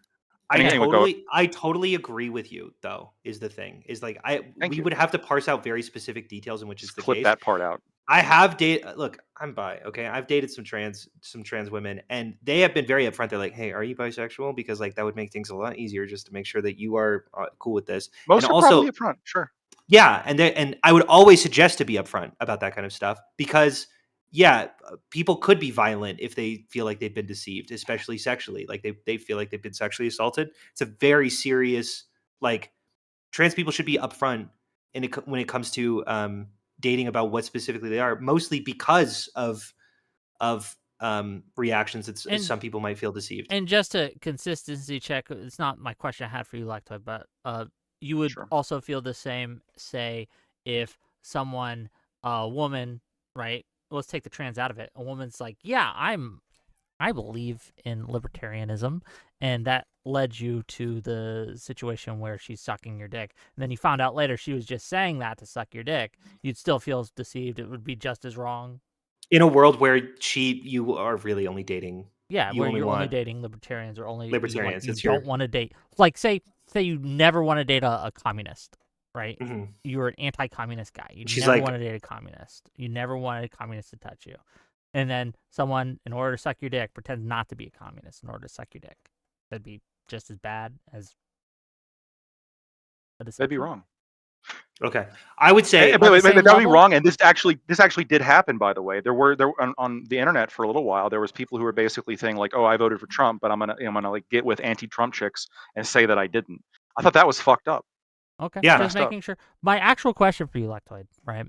Um, Sure. technology advances all the time. We get to a world where people can download themselves into the mainframe, right? Like, where they can download themselves into a robot body, right? Like you've seen the robot bodies in Elon Musk where they're doing that thing. Say I did, or say you did that. Would you still consider yourself a man? Why or why not?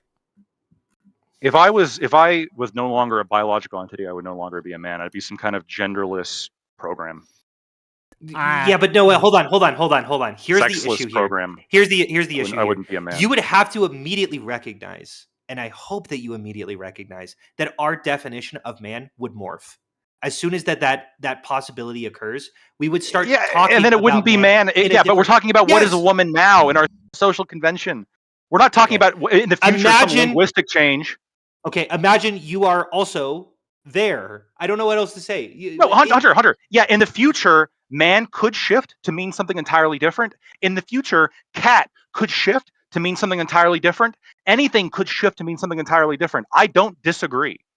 But I'm saying that currently, under the definition of man and woman that I've presented, that the vast majority of people subscribe to, that has very real utilitarian benefits when it comes to almost every prescription of society, not just when it comes to like sexual intercourse, when it comes to dating, but also when it comes to prisons and sports and all these other things that has real political issues. When it comes to all of this, this is very relevant.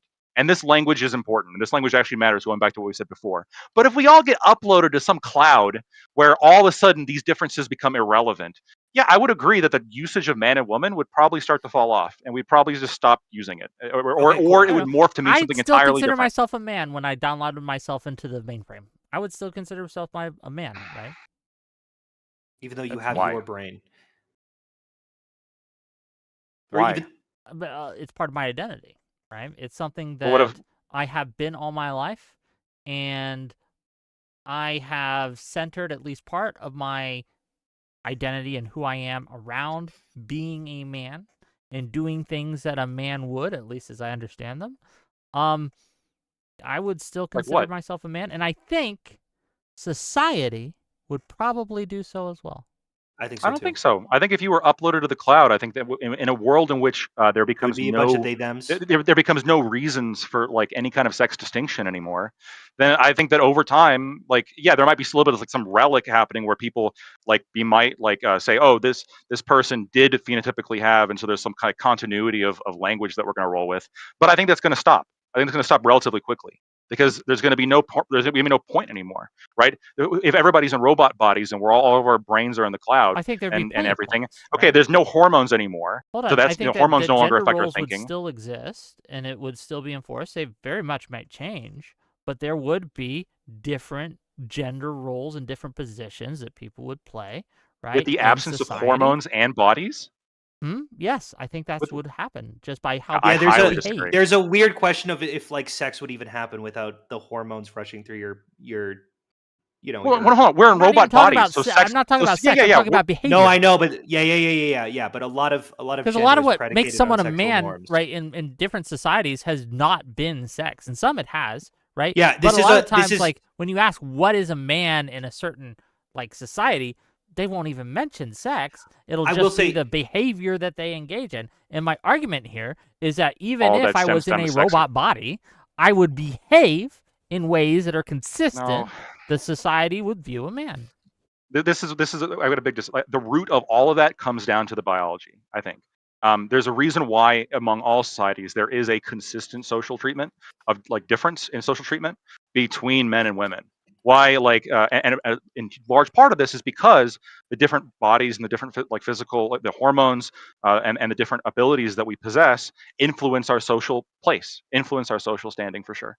Like in general, right? And so when women are going to be the child rearers and they're the ones that can give birth, their dating rituals are going to be very different. Because the consequences for them is going to be very different if they get pregnant. Their expected role is going to be very different as being a child bearer. All these different things. And the societal the societal convention is based on this. And so if that goes away, the societal conventions are going to go away too. I don't think they go away. I think they change. But I don't think they go away. I think the societal conventions will still exist. There will still be gender roles. There will still be different behaviors that different members of society are expected to behave as. But it will look different. That is true, right? But I don't think that they will cease to exist. Okay, I have a question. I disagree, but I kind of want to pivot the conversation a little bit because you keep asserting your definition as consistent and clear and a bunch of different things. It is the most consistent and most clear. Do you think that my definition is inconsistent? So hold on a second. I think the self-ID one is inconsistent. Just to be clear, Sure, I would probably the societal performance one. wait. I've heard Why is self ID inconsistent? because it's not defining something other than itself. It's Okay, circular. I could pull up a definition of a sandwich, and the definition of a sandwich is something that resembles a sandwich. That's Merriam-Webster's definition. Is that Yeah, circular? that's not how I would define it. And by the way, legally, that's actually not how it was defined. There was a lawsuit about what the definition of a sandwich was. It was between, I think it was Qdoba and Panera Bread.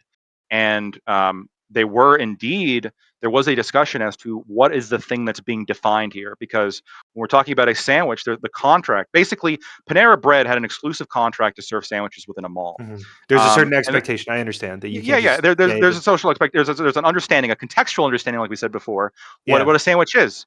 And Mhm. when we talk about it, is defining something. It is defining something. And what is that? Well, a Qdoba moved in, and they started selling burritos. Mhm. And then Panera sued and said, "Well, hold on a second. This is bullshit. We're a burrito is a sandwich. There's flour around it, and then there's meat. Blah blah blah Okay. blah. It's I basically a sandwich." And the court ruled, no, it's not. The court ruled that when we're referring to a sandwich, there is a specific category of food item that we're referring to. yeah, I think Typically, two pieces of bread with some kind of savory mixture or vegetables in between, and then the two pieces of bread placed on top of each other, and that's the definition of sandwich. yeah. Burrito does not fit the I, definition of sandwich. okay, cool. Sorry. I do want to say that this is one of the big issues that I have with the way that people treat definitions. I think what you're essentially saying, and correct me if I'm wrong, you're saying self ID is inconsistent, which by the way, I would say that it's consistent but probably not useful. It's probably not what I would suggest, but there are certain circumstances which I would say that self ID is helpful. It's Um, consistent but not useful. yes, that's the construction I would use. I want to be clear. You're saying the reason why it's I don't know. inconsistent is because if you define woman to be someone who identifies as a woman, then essentially you're saying someone who identifies as a someone who identifies a someone, and it's infinite regress, right? Because if you ever try to Yeah, yeah, yeah. transplant It's woman into the the classic definition, question is like, it, so it someone it's identifies just as a woman, and then you ask like, well, what is that you're identifying as? And the mhm. response is, well, a woman. And what's that? What is that? Well, it's whoever is defined as a woman. Here's And my then what is issue. that? And then it's perpetual. Yeah. Here's my issue with this. Two things. First off, And by the way, I might be using inconsistent wrong, but I'm just going to that's redefine it fine. to mean That's that. fine. So Sure. because there's no such thing as wrong definitions. Go ahead. Yes. First thing, I reject the ability to supplant definitions into phrases. That's not how any definition works. If you try looking up any definition of any word and then supplanting that into a sentence and then trying to read that as if that suddenly makes sense, it won't. Because prototype theory sort of stipulates that a definition is just trying to get the entire cluster concept, but each individual member is still just a point in that cluster. So you can't actually supplant that entire cluster into just one, and every time that you do so it's going to be completely infeasible. You can't just take a definition and just put it into the sentence. That's just, we can try it and I'll show you that it doesn't work. No, but hold on. But with sufficient words, like you could, if you've got some cluster with sufficient words and enough information, you could go through and describe everything that fits a particular definition. But if it's in self-defining, you couldn't. Even if you had infinite Mm. words, infinite time, and infinite knowledge, you would if your definition of woman is what like anybody who defines himself as a woman, if that's like if that is the definition, as We're not by going to definition arrive at self all of ID the must be, information. you could never get to any part of the cluster. Fully disagree that essentially what you're doing with the definition. Okay, let's look at So your what is the hold on, under hold on, self ID? What is it? Let Hunter go. Let Hunter go, please. Fair enough. Stop. Fair enough. You defined a woman as a adult human female, yes? Adult biological human. Okay, cool. And then I gave an expanded definition. That biological definition will never arrive at the social context that a woman occupies. You're going to completely miss that. No. You're going to get fucking that girls like pink and boys like blue out of biology. No, hold on. No. I'm not, hold on. I'm not going to completely miss it. At most, you could say that there's like there's social conventions that correlate with this, but there's some social conventions that aren't going to for every individual. Yeah, so you're going That's to miss something with that's that the most you can definition. say. But here's the thing: my definition of woman is not based on the social conventions. That's why it's more clear and concise. You could Okay. have women that like blue. You could have Okay. women with short hair. I You can understand, have women but that are lumberjacks and yes. chop down wood, and they're still women under my Yes, I definition. agree. No. Under mine too.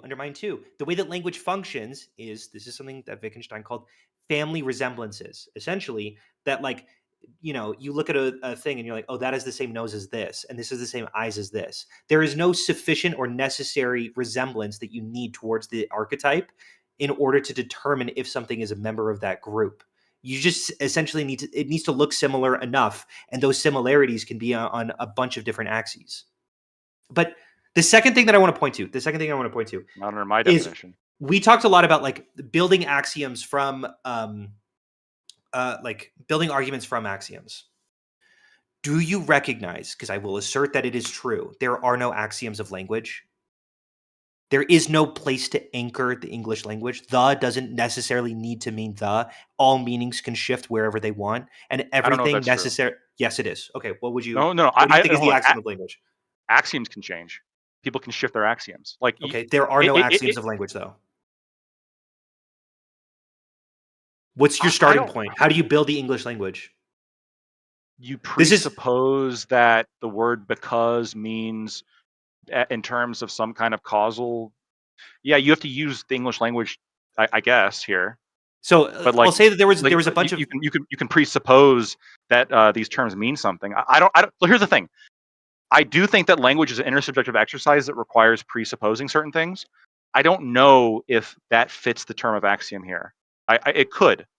So I'm going to be agnostic towards whether or not there are no axioms in language. Okay, if there's a different definition, then I can go with that. I think really what I'm asserting is that language in itself is all connected towards each other with like different nodes and things. But those connections can vary and they can shift in different ways. And not a single node of that is anchored down to a specific location. So I feel like Lactoid would say, oh, well, then it should just shift wherever it wants. That's what Hunter is saying. And I'm saying, well, those connections need to be reified through social negotiation over and over and over again. So it's less likely for it to shift. And it seems to be functional enough. I understand. I understand. Okay, $5. I don't disagree. Just real quick, $5 from Hedonic Samuel says Staxioms is the man, Correct. Lactose is you a got woman. Fucking dead named. Thank you. Bro. Yeah, your own fucking Blaze super chat dead names Hunter. Okay. I don't disagree. I understand the point that you're making, Hunter. Okay. What I'm saying is that I appeal to very specific societal interests when I am asserting this as the definition. Okay. Yes. One of which is having the inherent the value of having a clear and concise definition that is less blurry. Okay. I also appeal to get to this because I also appeal to medical convention and social convention. I want this but that first one I think is important because the whole reason why we had that discussion is because you asked me, do you think my definition is inconsistent? And then I brought up my little notepad and I said the self ID one I think is. Let me just ask this to both. Because unlike hold on real quick.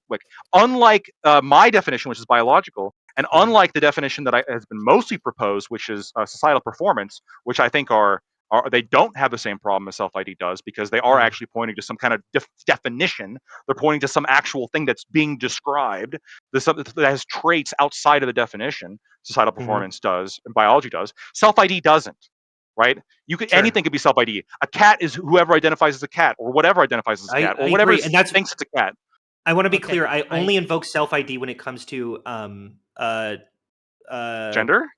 No. Institutions like government. Like if you're signing a slip, then obviously we're going to have to use self-ID in the same way that we always use self-ID. We use self-ID for race when it comes to like signing slips. Yeah, but you could lie on that. Okay. Yes, correct. Hold on. So that there is a truth. There is still a definition that we're referring to. No. There's not a capital T truth, but there's a recognition that society might treat you in a different way. That's the truth we're talking about. I understand. Okay. Yes, both of you shut up. Lie on that. Both of you shut up because this is going in circles, and I want to make sure that we get to actual meat as we go. Right? We're kind of talking about meat right now. Why, and this is to both of you, I'm going to let Hunter start, and I'm going to let Lactoid answer after. Why should society, or how would society be better if we adopted your definition of what a woman is? Yeah, that's a great question, and what I'm going to invoke is what was your definition, by the way, Hunter? Those who exhibit feminine traits. I don't know. I'd probably do something like that. I could quibble on that for sure, but it would be something like, if you share enough feminine traits. Sorry. Why would I invoke that? Why is society better off for that? Why would society be better off if they Yeah. took your approach to this I question? believe, and this is something that I don't have all the data for. I don't have all the stats for, but I do believe that medical institutions largely recognize that social acceptance of transgender individuals lowers suicidality. That's the first point. The second point that I'm going to have is that, largely speaking, this is how um, people interact with women in the world. Is just essentially looking at it's through uh, it's essentially easier for people. It maps onto people's categories a little bit easier than what Lactoid is suggesting. But I would probably invoke that first one. Okay, And if that first one goes away, I'd be happy so to go with Lactoids. specifically, if I can just repeat what I just heard, your Yep. first point is that by adopting, if society took your approach to this question, you would have less suicidality amongst trans individuals.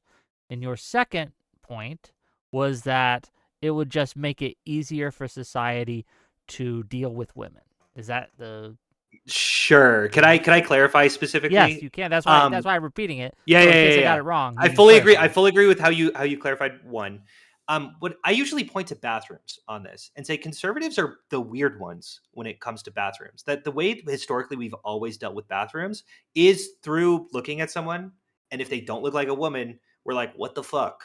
That's how it works. We don't check genitals at this like fucking charging station like conservatives often want us to. Hold on, they don't? I got some questions now for I how got I'm some gonna live questions in my too. life.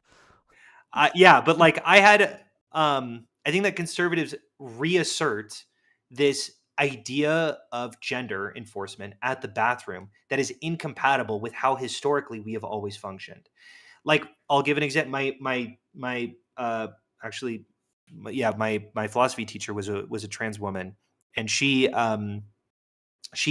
always used the women's bathroom until Utah passed a law citing that if you are a biological male found within a woman, you will be fined. And essentially, she had to go into the men's bathroom, and it was very weird for a lot of people. And she kept saying like, I go in the bathroom, and everyone's like, "What the hell are you doing here?" Because she presents fully as a Yeah, woman, fair. and it's like when you assert these through a biological lens, you often get very warped. It's just easier through my lens. Fair That's enough. what I'm saying. Okay, Okay. thank you for your answer. Lactoid, same question to you. How would society be better off if it adopted your approach to answering this question? Yeah, I have the advantage of going second, so I'm gonna first appeal to my intro. I think it has the fewest contradictions, is the most globally accepted, and provides us the most utility in terms of social interaction and actual purpose of sex distinctions. And then I'm gonna go through almost everything that Hunter just said and describe where my mind is better. Hunter said those who exhibit more feminine traits. I think that this is less clear because there's far more of subjective disagreement as to what feminine traits are. It's also far less accepted by most people. The vast majority of people within society are going to be much more willing to accept a masculine woman as still a woman and a feminine man as still a man. They're just going to describe them as like a little bit of like a sissy man, perhaps, or like a feminine man, and then like a butch woman, right? Those are the terms that people generally use. These are the terms that people are generally comfortable with. I think that Hunter's definition is far less important or far less useful when it comes to important social structures like medical designation, which we talked about before. And I got somewhat of a designation on, or somewhat of a concession on, specifically in terms of medical designation outside of the social convention. But I think that within that social convention, it's also important. Romantic and sexual relationships, I think that the vast majority of people within America actually do see the biological answer that I gave as more useful in terms of romantic and sexual interactions, besides perhaps How would some you? small community of, Yeah. let me just cook for a second. The small community of, I think, more left-leaning people, very left-leaning people perhaps, social interaction generally, prisons and prison safety, women's sports, spas and waxing clinics. We're seeing lawsuits like that happening in Canada, and the bathroom thing. I think it's clear that this is not just like, this is a impositional project, right? It is an imposition on language. The imposition is the social structure We have to engage in some kind of level of social engineering and shift the social structure to accommodate a very small group of people. Where I would argue that the small group of people, in a second, it's somewhat irrelevant to the topic, but in a second, there's a lot of other issues going on with this very small group of people. When it comes to bathrooms, I would agree. I don't think anybody's like actually checking people's genitals. That would be surprise me. I know that No, this no, is no. like Yeah, they're not. this is the I'm thing that people bring up, like, oh, you're going to check people's genitals. And yeah, historically, we haven't had to do this because historically, transgenderism is a relatively new thing in terms of being within social vogue. And even now, within social vogue, it's a very small group of people, and has largely exploded around the same time as social media exploded, around 2014. Beforehand, if you want to go back in the day, this was probably bathroom issue probably wasn't even an issue because what trans people you're going to find an occasional person. You're going to find an occasional person. There's examples. I'm sure. sure I you're going to bring obviously up agree some that there are more historical person trans. for San No, Francisco, but I'll this concede all wasn't an this. issue. Yeah. This wasn't an issue.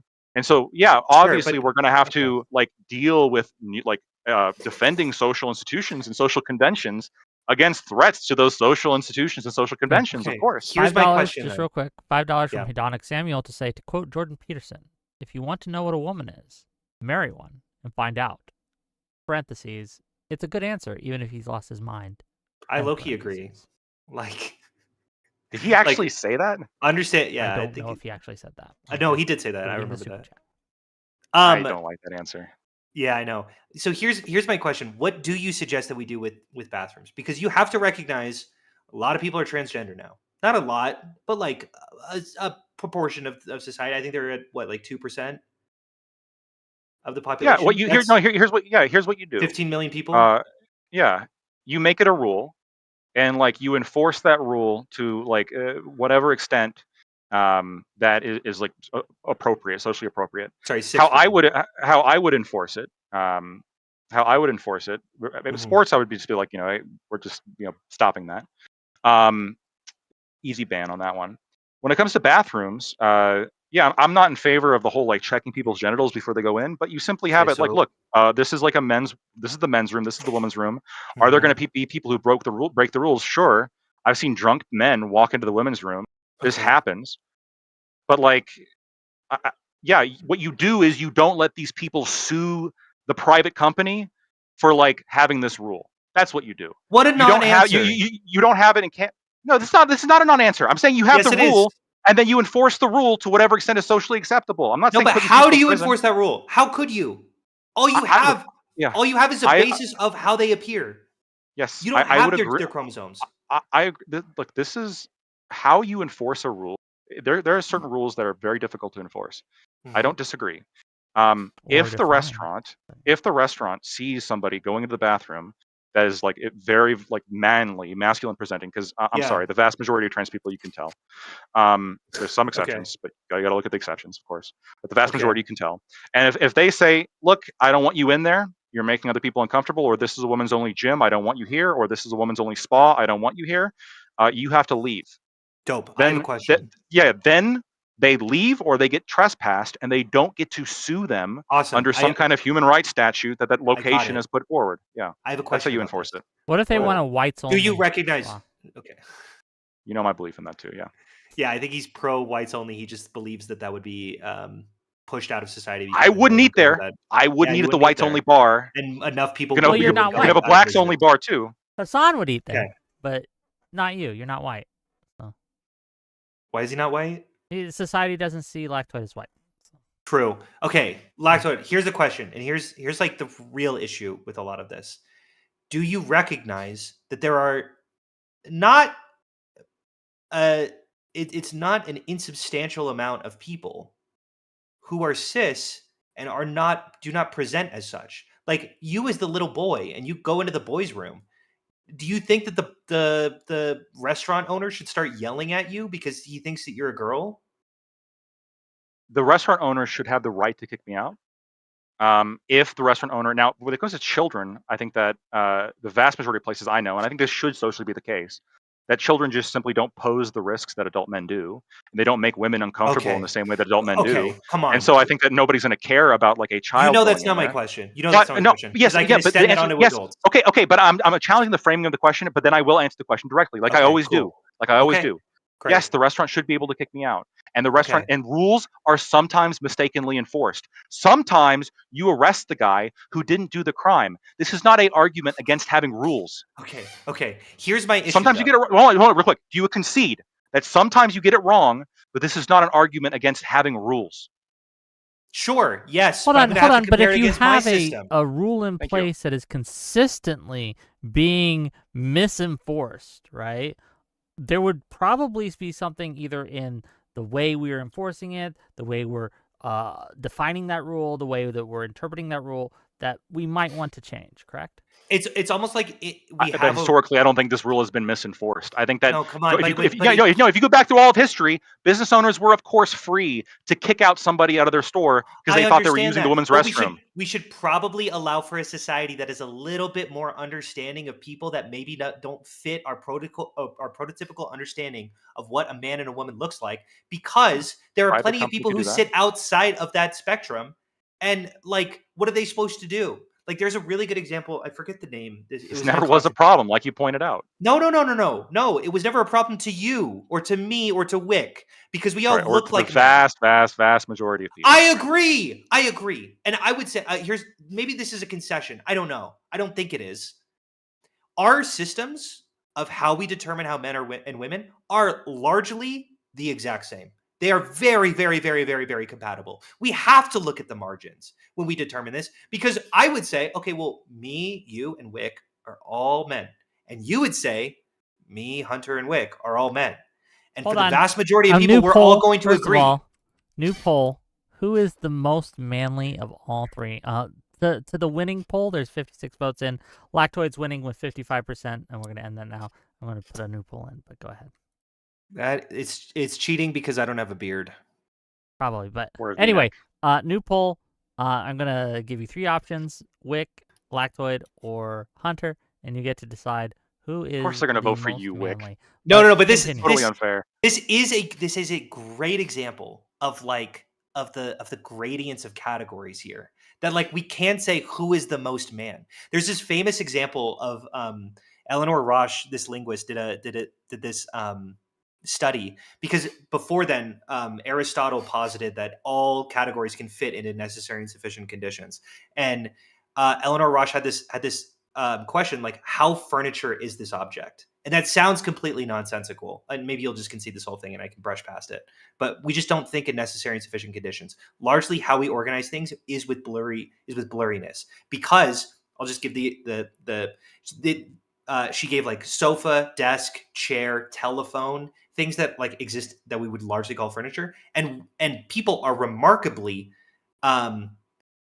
this is a meaningful question to them, that they could say that a sofa is more furniture than a telephone. And also, this is consistent amongst most people. Like, almost everyone agrees that a sofa is more furniture than a telephone. Like, this gets reified constantly through negotiation. Anyway, I don't know if that's. Yeah, I don't know. I don't think that's not meaningful at all to you. Even if I had a complete like feminine meltdown right now, which I'm not going to have. I think we've had a pretty relaxed conversation thus far. But if I had a complete feminine, you'd probably rank last. You'd probably rank last. I'd probably rank last. But it wouldn't make me a woman.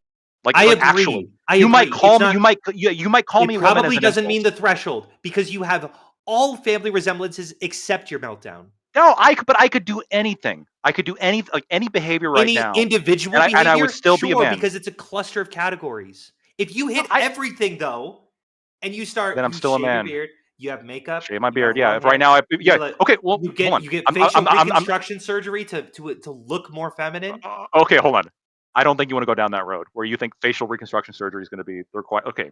It's not the requirement. That wasn't my point. I was saying. Let's stick with it. Like, what I think that you would define as sufficient for other trans people. Okay. If right now I pulled out a razor and I shaved my beard, then I pulled out a makeup kit right now on this very panel, and then I did a whole bunch of makeup, and then I started like having a feminine kind of breakdown, and I started like talking about how these men are evil, and how these men like they get all upset, Do it, you know, and and let's find how out. and I start complaining about how men don't eat out pussy, like all this, you know, very Mhm. very woman coded shit, right? Yeah, Start talking about I'm with you. horses or whatever the fuck women talk about, yeah. I And and I have I start going, and then you would say, Lactoid, you really are a woman. Is that what you would say? no here. Let's find out. This Do is it. gonna Science, hell bitch. yes. Let's go. We would need a very large donation. Okay. So there is a sufficient donation. Yeah. Oh yeah. Well, yeah, they're for sure. asking. We just have Leslie to find that. Waterkai is asking, how much do we have to pay to make this happen? Yeah, We'll it's split too much. Me and you. Your audience can't. No. your Okay, audience we'll can't split it. afford Me and you. Well, give No, me I'm saying we're talking It's a about good amounts question. that for me to do that would be like extraordinarily 10 high. grand. Would you do it for 10 grand? 10 grand for me to. I don't have any makeup. You would go. I would keep this stream open, and you could go get the fucking makeup for 10 fucking grand. Okay. So No, here's the thing. why not? Here's the thing, Lactoid. Not doing it. I'm probably gonna Take bite a it. bullet here. Okay. Okay, go And ahead. this is gonna make me look transphobic for sure. Okay. So like there is some gradients to It's my this. ultimate goal. Yeah, true. Look, my fiat is don't be a dick.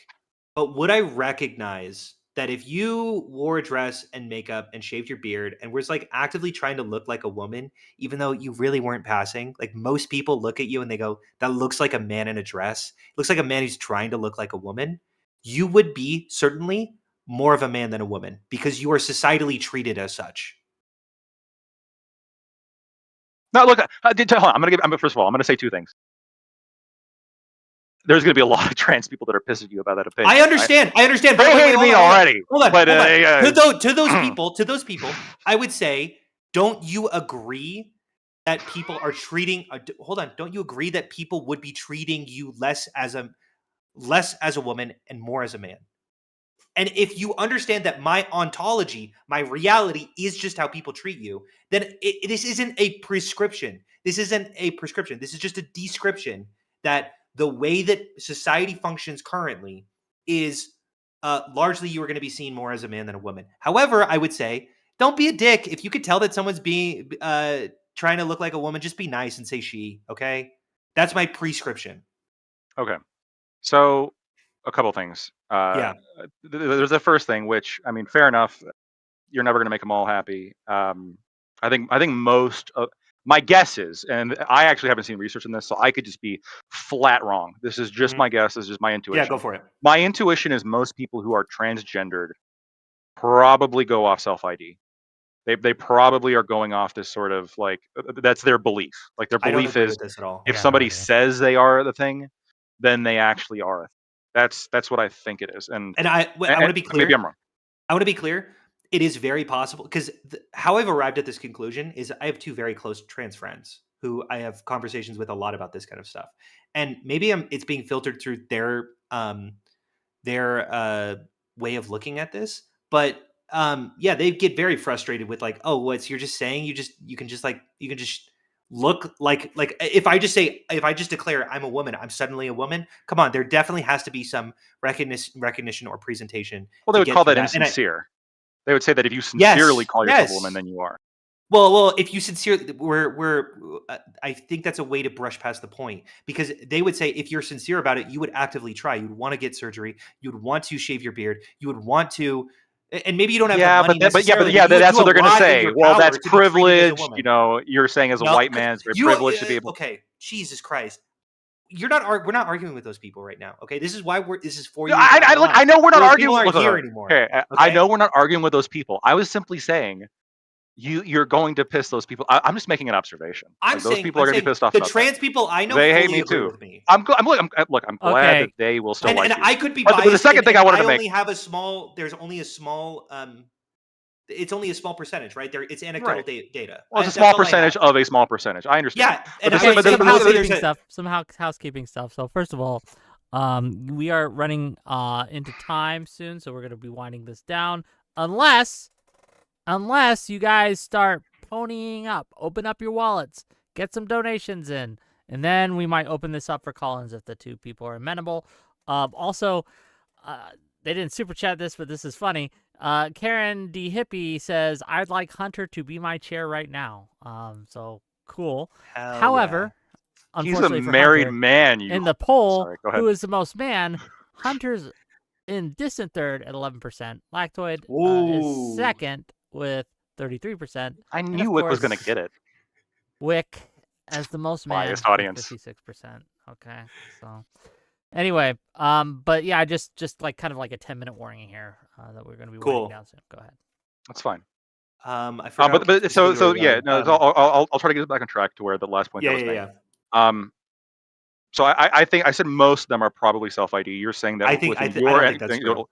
sure, and Yeah. we're going off of like a competing anecdotal experience. I agree. Because I haven't seen any stats. You could on be this. right. My Wait. experience Could I just say you are also listening to the loudest trans people who are usually the most who are angry at me, right? Yes. So they're going to be yes. very loud. Yeah. There's a survivorship bias to this. Not saying you're I'm necessarily. not going to make that wrong, joke. I'm not going to make that Oh, joke. shut the fuck up. Anyway, so crazy. you have. I mean, That's he made a crazy, bro. Charlie Kirk joke before. I mean, that was fucked up. You have to brush Yeah. past that. Okay. Anyway, I didn't brush past it. I said Jesus Christ. You did. Come on. Yeah, you did. Yeah. Look, you have. Yeah. Anyway, so I also yeah, the am first. Unfortunately used to those jokes a little bit more. I know. I'm Yeah. sorry. That was a horrible experience. Anyway, it's all good. Continue. In my anecdotal experience, most appear to be self ID. Now, I would agree that there could be some difference here. It could be that, I mean, there clearly appears to be a correlation between identifying as transgender and the want to participate in some kind of performance.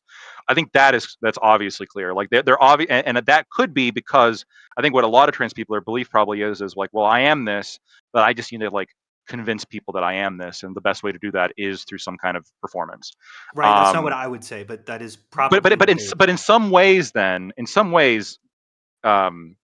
they are appealing to some kind of like underlying definition that's not Ontology. based on a performance. Yes. Which I am too, but I'm actually appealing to something concrete as appealing to something that's entirely nebulous. Nebulous instead of inconsistent, I think, is a better term.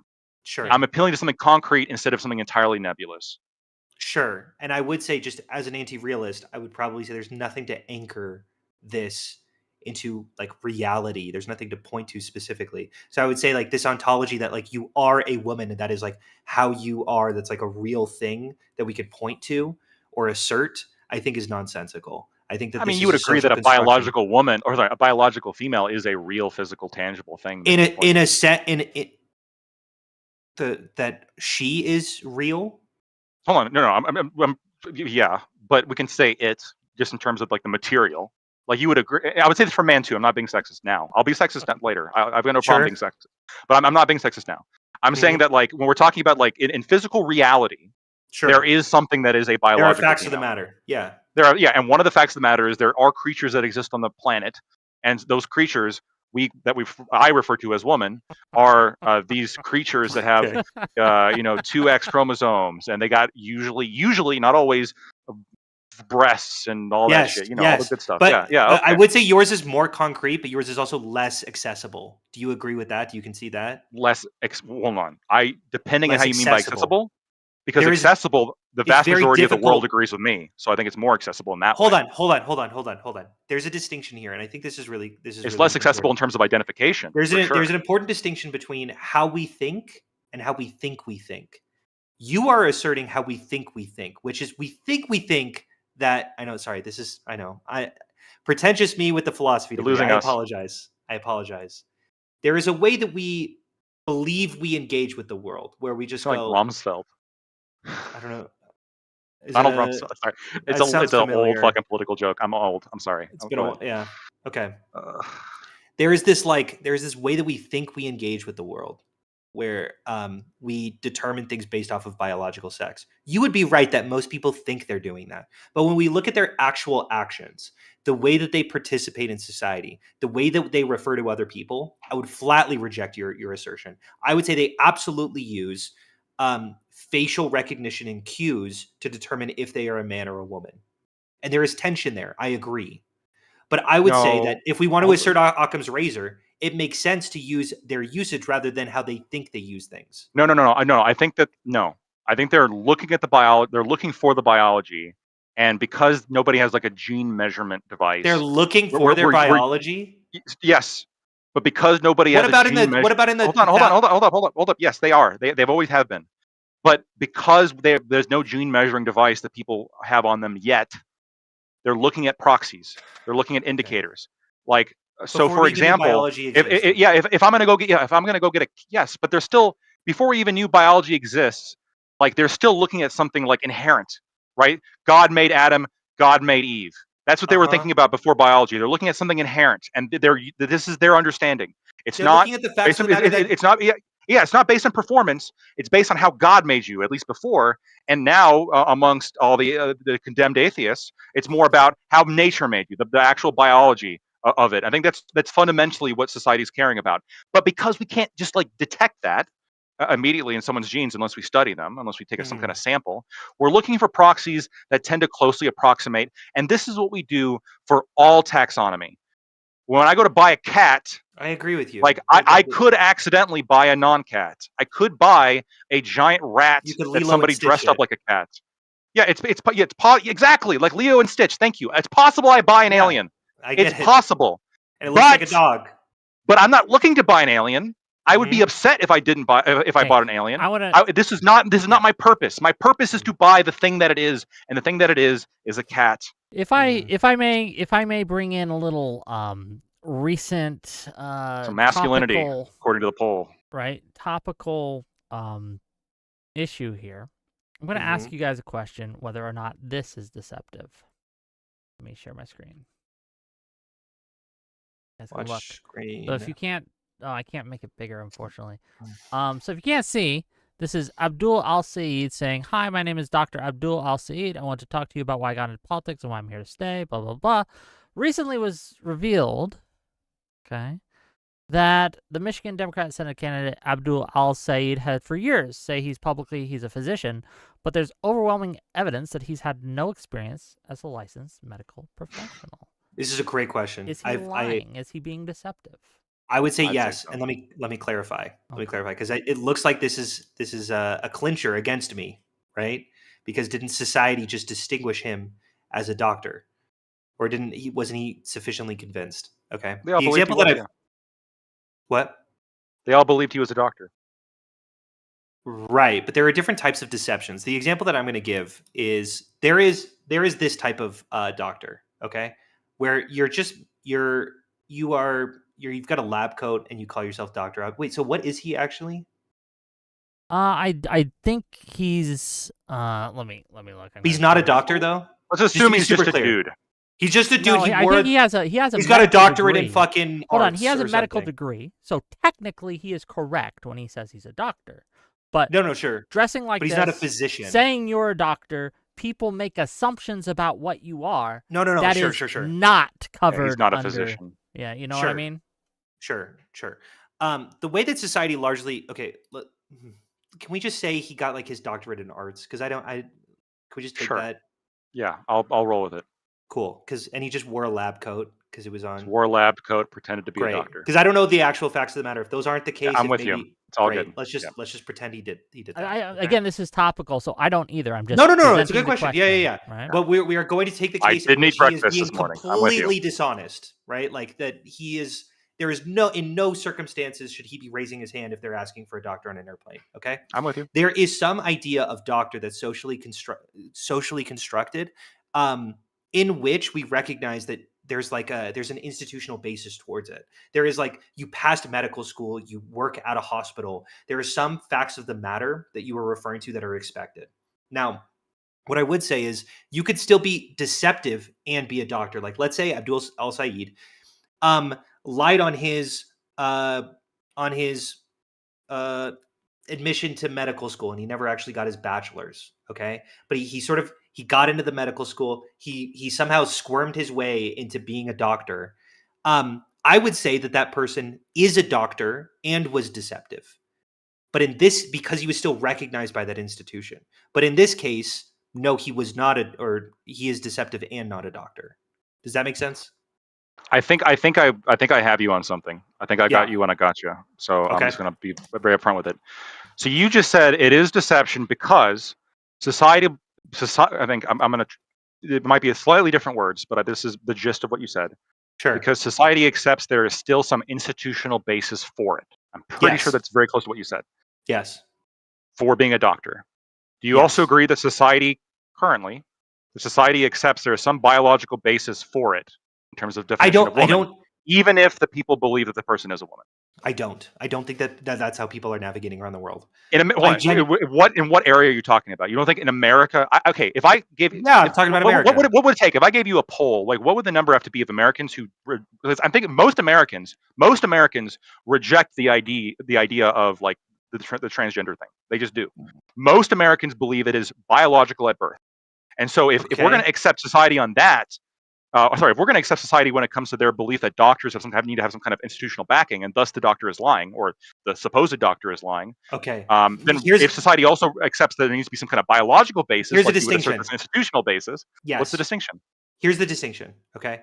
If Abdul Saeed, there's a picture of him and he's wearing a lab coat, and he comes out afterward and he's like, "Hey, by the way, I'm not a doctor. Like, I just want to be super clear. I'm not a physician." And that lab coat was just, and like he gives some explanation for why he was wearing a lab coat. He's like, "People keep thinking that I'm a doctor, but I want to be super clear. I'm not." Like, that is not deception. You would agree? Even though he looks like people expected him to be. Wait, say it one more time. Let's just say there was some reason he was wearing a lab coat. Okay, he was on set and he was playing a lab coat in a play or something, and then someone took a picture and then added a little thing. I'm Dr. Abdul Saeed, and he's like, "Hey, just to be clear," and he says this on all of his videos. He says it to everyone he knows, and he makes a post about this. He's like, "Hey, I'm not a physician, and I think that some people might think I'm a physician, but I'm not one." Okay, Yeah, I that's don't think not he's being deception, right? deceptive. Awesome. Don't trans people do that when they call themselves trans, when they recognize they're like, "Hey, I'm a trans, by the way." That it's not No, no, deceptive just because wait, no, hold no, on, hold on. stop. Hold on, hold on. No, It's not no, you're okay. no, no, hold on. Yeah. When I'm talking about deception, I'm talking about something that is like morally like an action that's morally condemnable. Sure. I think that a trans person is just wrong. I don't think they're morally condemnable if they're upfront about it and like they're just like giving what I would believe to be a wrong opinion. People can Okay. have wrong opinions and not necessarily be doing something morally condemnable as long as they're being Okay, transparent about great. it. So I when mean, it I would comes to this, definitely disagree with the moral, but yeah, okay, yeah. well, I understand. Well, hold on. I don't think you No, sorry. would. I would disagree with your ontology that they're wrong. You Because I disagree don't that know I what think that your they're wrong. basis. Yeah, yeah, yeah. Sure. But yeah, I would obviously they're not morally But when condemnable. it comes It's to like the doctor, so even if so, in this case he's lying, but you would say he's not a doctor, even if most people saw him on TV as a doctor, and even if let's say he came out with a correction afterwards and most people didn't see it. I don't think he's mhm. being deceptive. But I don't think real quick, most people are still wrong, and most people believe him to be a doctor, and mhm, they're wrong about him being a doctor because they have this belief that a doctor requires some kind of institutional basis, mhm, which I agree with. I mhm. also think that if you see somebody and you think they're a woman, and society, if anybody in society were to see somebody and think they're a woman, um, they could be wrong because the society does believe in a biological basis for a woman. Yeah, And you this is like do on poll. assert I that looked it quite a up. bit. This is on polls. I Okay, Show showed. me it. let me read a couple But things. Quantum Fantasy member for 19 months. Thank you for the tier 1 membership. Says, "Say you're a woman in a super chat, and Wick will too." True. true. Hedonic Samuel for $5 more. Thank you, brother. Says, "Let's all take a moment to pray for Grassroots Hegemon. Also, it's Adam and Steve." What Thank you for the happened $5. What to? happened to Grassroots Hegemon? Is he okay? Like, is that a serious thing? I don't even know who that is. Oh, I know I who think. Grassroots Hegemon is. No, I think I know. If I'm mistaken on this, I very deeply apologize. But I was listening to Connor. I'm pretty sure he is in some kind of treatment, some kind of Oh, I'm so sorry. rehab stuff. So I Connor hope is in I've seen him on my Counterpoints channel, right? or a Connor different is in guy. I hope he's counterpoints. okay. Counterpoints isn't okay. No, No, Counterpoint. counterpoints. It's a I'm chatter lost. guy. Grassroots Hegemon is a There's chatter some. guy who's been in Oh, the okay. he's chatted on the show. I don't think he's ever appeared, but he's been in the chat and I've seen him and I know who he is. Uh-huh. I'm But sad to Connor's hear that he's going through it. I hope he gets better. Connor is not going into rehab, as far as I know, why are we talking about Connor? because he talked about grassroots hegemon, I believe. Oh, Okay, I don't know what the okay. I'm Oh, sorry for whoever is going through a hard time. I yeah, can't even follow who I'm is. just I apologize. Connor's going through a hard time too, but for other reasons. Gotcha. why is Connor going through a hard time? Have you Or not is that a heard, Wick? joke? Oh no, it's open news. There's no secret. Connor's divorced. Oh, I did not know that either. I'm learning so much today. Well, I don't know whether to congratulate him or console him. Honestly, it depends how he feels. He's handling it well, True. but it's obviously a sad thing. Okay, fair Okay. enough. Wow, now I'm sad. Like, that's really rough. It is sad. I Yeah. did not know that. I reached sorry. out to them and I said, sorry, brother. I mean, it sucks to go through. I Yeah. hope he's doing okay. Hold on.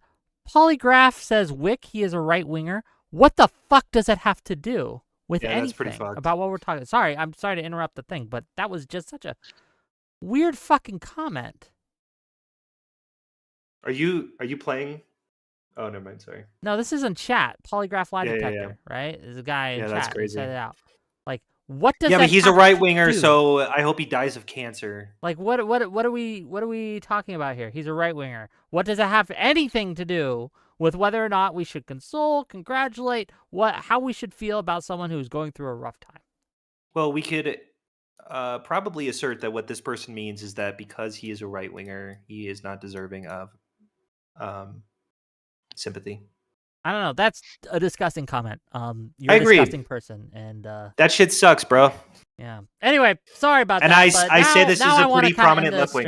winger. So we're gonna I get hear to ya. closing statements, and because we've gone a little over time, and I'm gonna give you a chance to have your last words. Tell people where you can find you. I have a link to each of these lovely individuals' descriptions in my YouTube channel, right, where you can go and find them and give them a sub, give them a follow, whatever you need.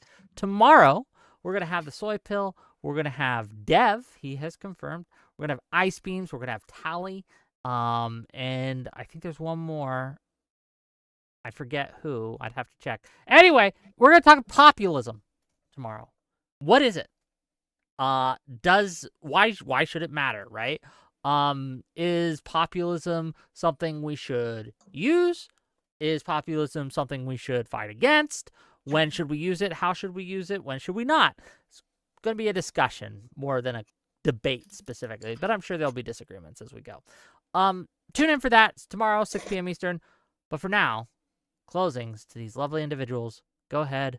First to Hunter, then to Lactoid. Hunter, go ahead. Cool. I don't know if I have anything necessarily new to say. I'm going over my notes, and I think I said almost everything. One of my big prescriptions that I have is don't be a dick. That's really at the end of the day.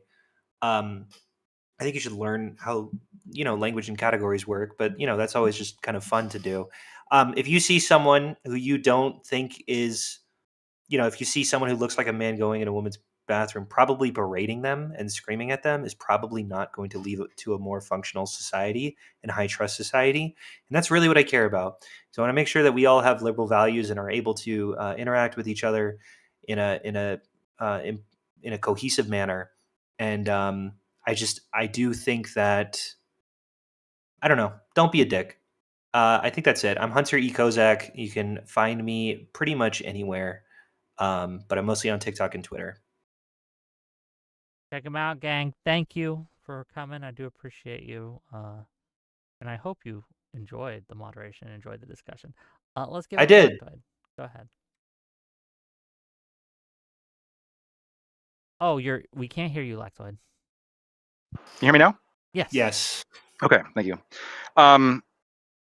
In my intro, I talked about how the definition I presented, which I'm still sticking to, is adult biological female person, specifically defined as a individual member of the species Homo sapiens sapiens, with the absence of a Y chromosome as a sex chromosome, such as XX chromosomes, as their sex chromosomes, as opposed to XY most commonly. I think this definition has the fewest contradictions. I do think it's the most globally accepted, and it's even the most accepted, I think, in America. And it provides the most utility, I think, in terms of social interaction and also really a lot of the purposes of sex distinction. There was obviously a lot said, but, and I hope I'm not strawmanning here, the definition that Hunter presented was, somebody who exhibits feminine traits or a sufficient level of feminine traits. As I said before, I think that this is much. It's not conducive to the purposes I feel of effective language. I think it's far more subjective as to what feminine traits are. I think this definition is much less accepted by the plurality of society. It's going to be much more difficult to work with. It's far more nebulous and arbitrary. Maybe not arbitrary, but definitely nebulous. It's far less useful in terms of important societal structures like medical designation, sexual interactions, prisons and prison safety. That's not something we talked about. I mean, there's currently people who are impregnating people in prison. I think that's a problem. Women's sports. I mean, that's something that's been being pushed back on a lot. I think that's that whole situation was wild. Spas and waxing clinics. You're seeing lawsuits like that happening in Canada, and you're seeing a lot of this kind of social structures. I think that I do think provide social utility, attempting to be eroded really for the benefit of a very small, very radical portion of our society. And this is the meanest I'm going to be, but it's just true. A dramatically disproportionately mentally ill portion of our society in terms of I think some studies put the upper rates of personality disorders as up to upwards of 80%, 40 to 80%, which is dramatically higher than the general population. Narcissistic personality disorder, borderline, etc. Significantly higher rates of autism. The Swedish government, for example, has recognized autism as I think a covariate or some kind of contributing factor when it comes to trans treatment.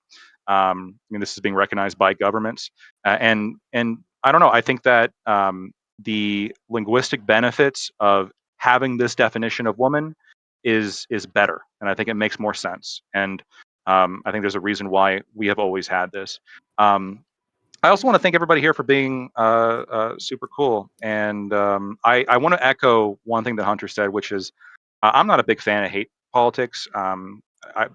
You heard them just say, hey, just because somebody's a right winger doesn't mean that you should dehumanize them. That's something that's happening a lot. I couldn't agree more, obviously. Not only for selfish reasons, but also I think political polarization and bullying and demonization is really bad. And I would apply that to transgendered people as well. Don't be a dick. I agree with that. Don't be mean. Don't bully people. I mean, the way to deal with this, even if you disagree with them or not, the way to deal with this is not by attacking somebody or making them feel awful and genuinely trying to hurt. Try to avoid doing that. Obviously, you make your points and stand by your principles, but do so in the nicest way that you can. Okay. Thank you for being here. I appreciate both of you. And remember, gang, tune in tomorrow. Are either of you still going to be streaming after this? I got work to do. I'm calling in that case, I'll just end the stream. I love you guys, and I'll see you tomorrow for some slopulism, boys and girls. It'll be fun. It'll be great. Yeah. It'll be awesome. And yeah, and I just want to reiterate, I disagree with counterpoints on the ICE stuff and a few other things, right? He's still someone deserving of sympathy and empathy, like almost everyone on Earth. Yeah, he's no Gibbs. Okay. Even Gibbs deserves sympathy and empathy. I'm joking. Me and Gibbs are chill. I use that example because we're friends, maybe. I worry that we have more and more a lot of people thinking, well, this group does a bad thing, so we can do it too. And when it comes to empathy specifically, right? Like the excuse that is being thrown around in my chat is like, well, Republicans dehumanize people all the time. Yeah, that's why I'm not a Republican. I agree with you. They do. That's why we shouldn't do it. Or that doesn't mean we should do it because they do it too. And the fact that you act like a Republican, I mean, I guess let's hope people hold you to a different standard than you hold others to. Well, I'll just say that. Anyway, I'll talk to you guys later. Bye-bye.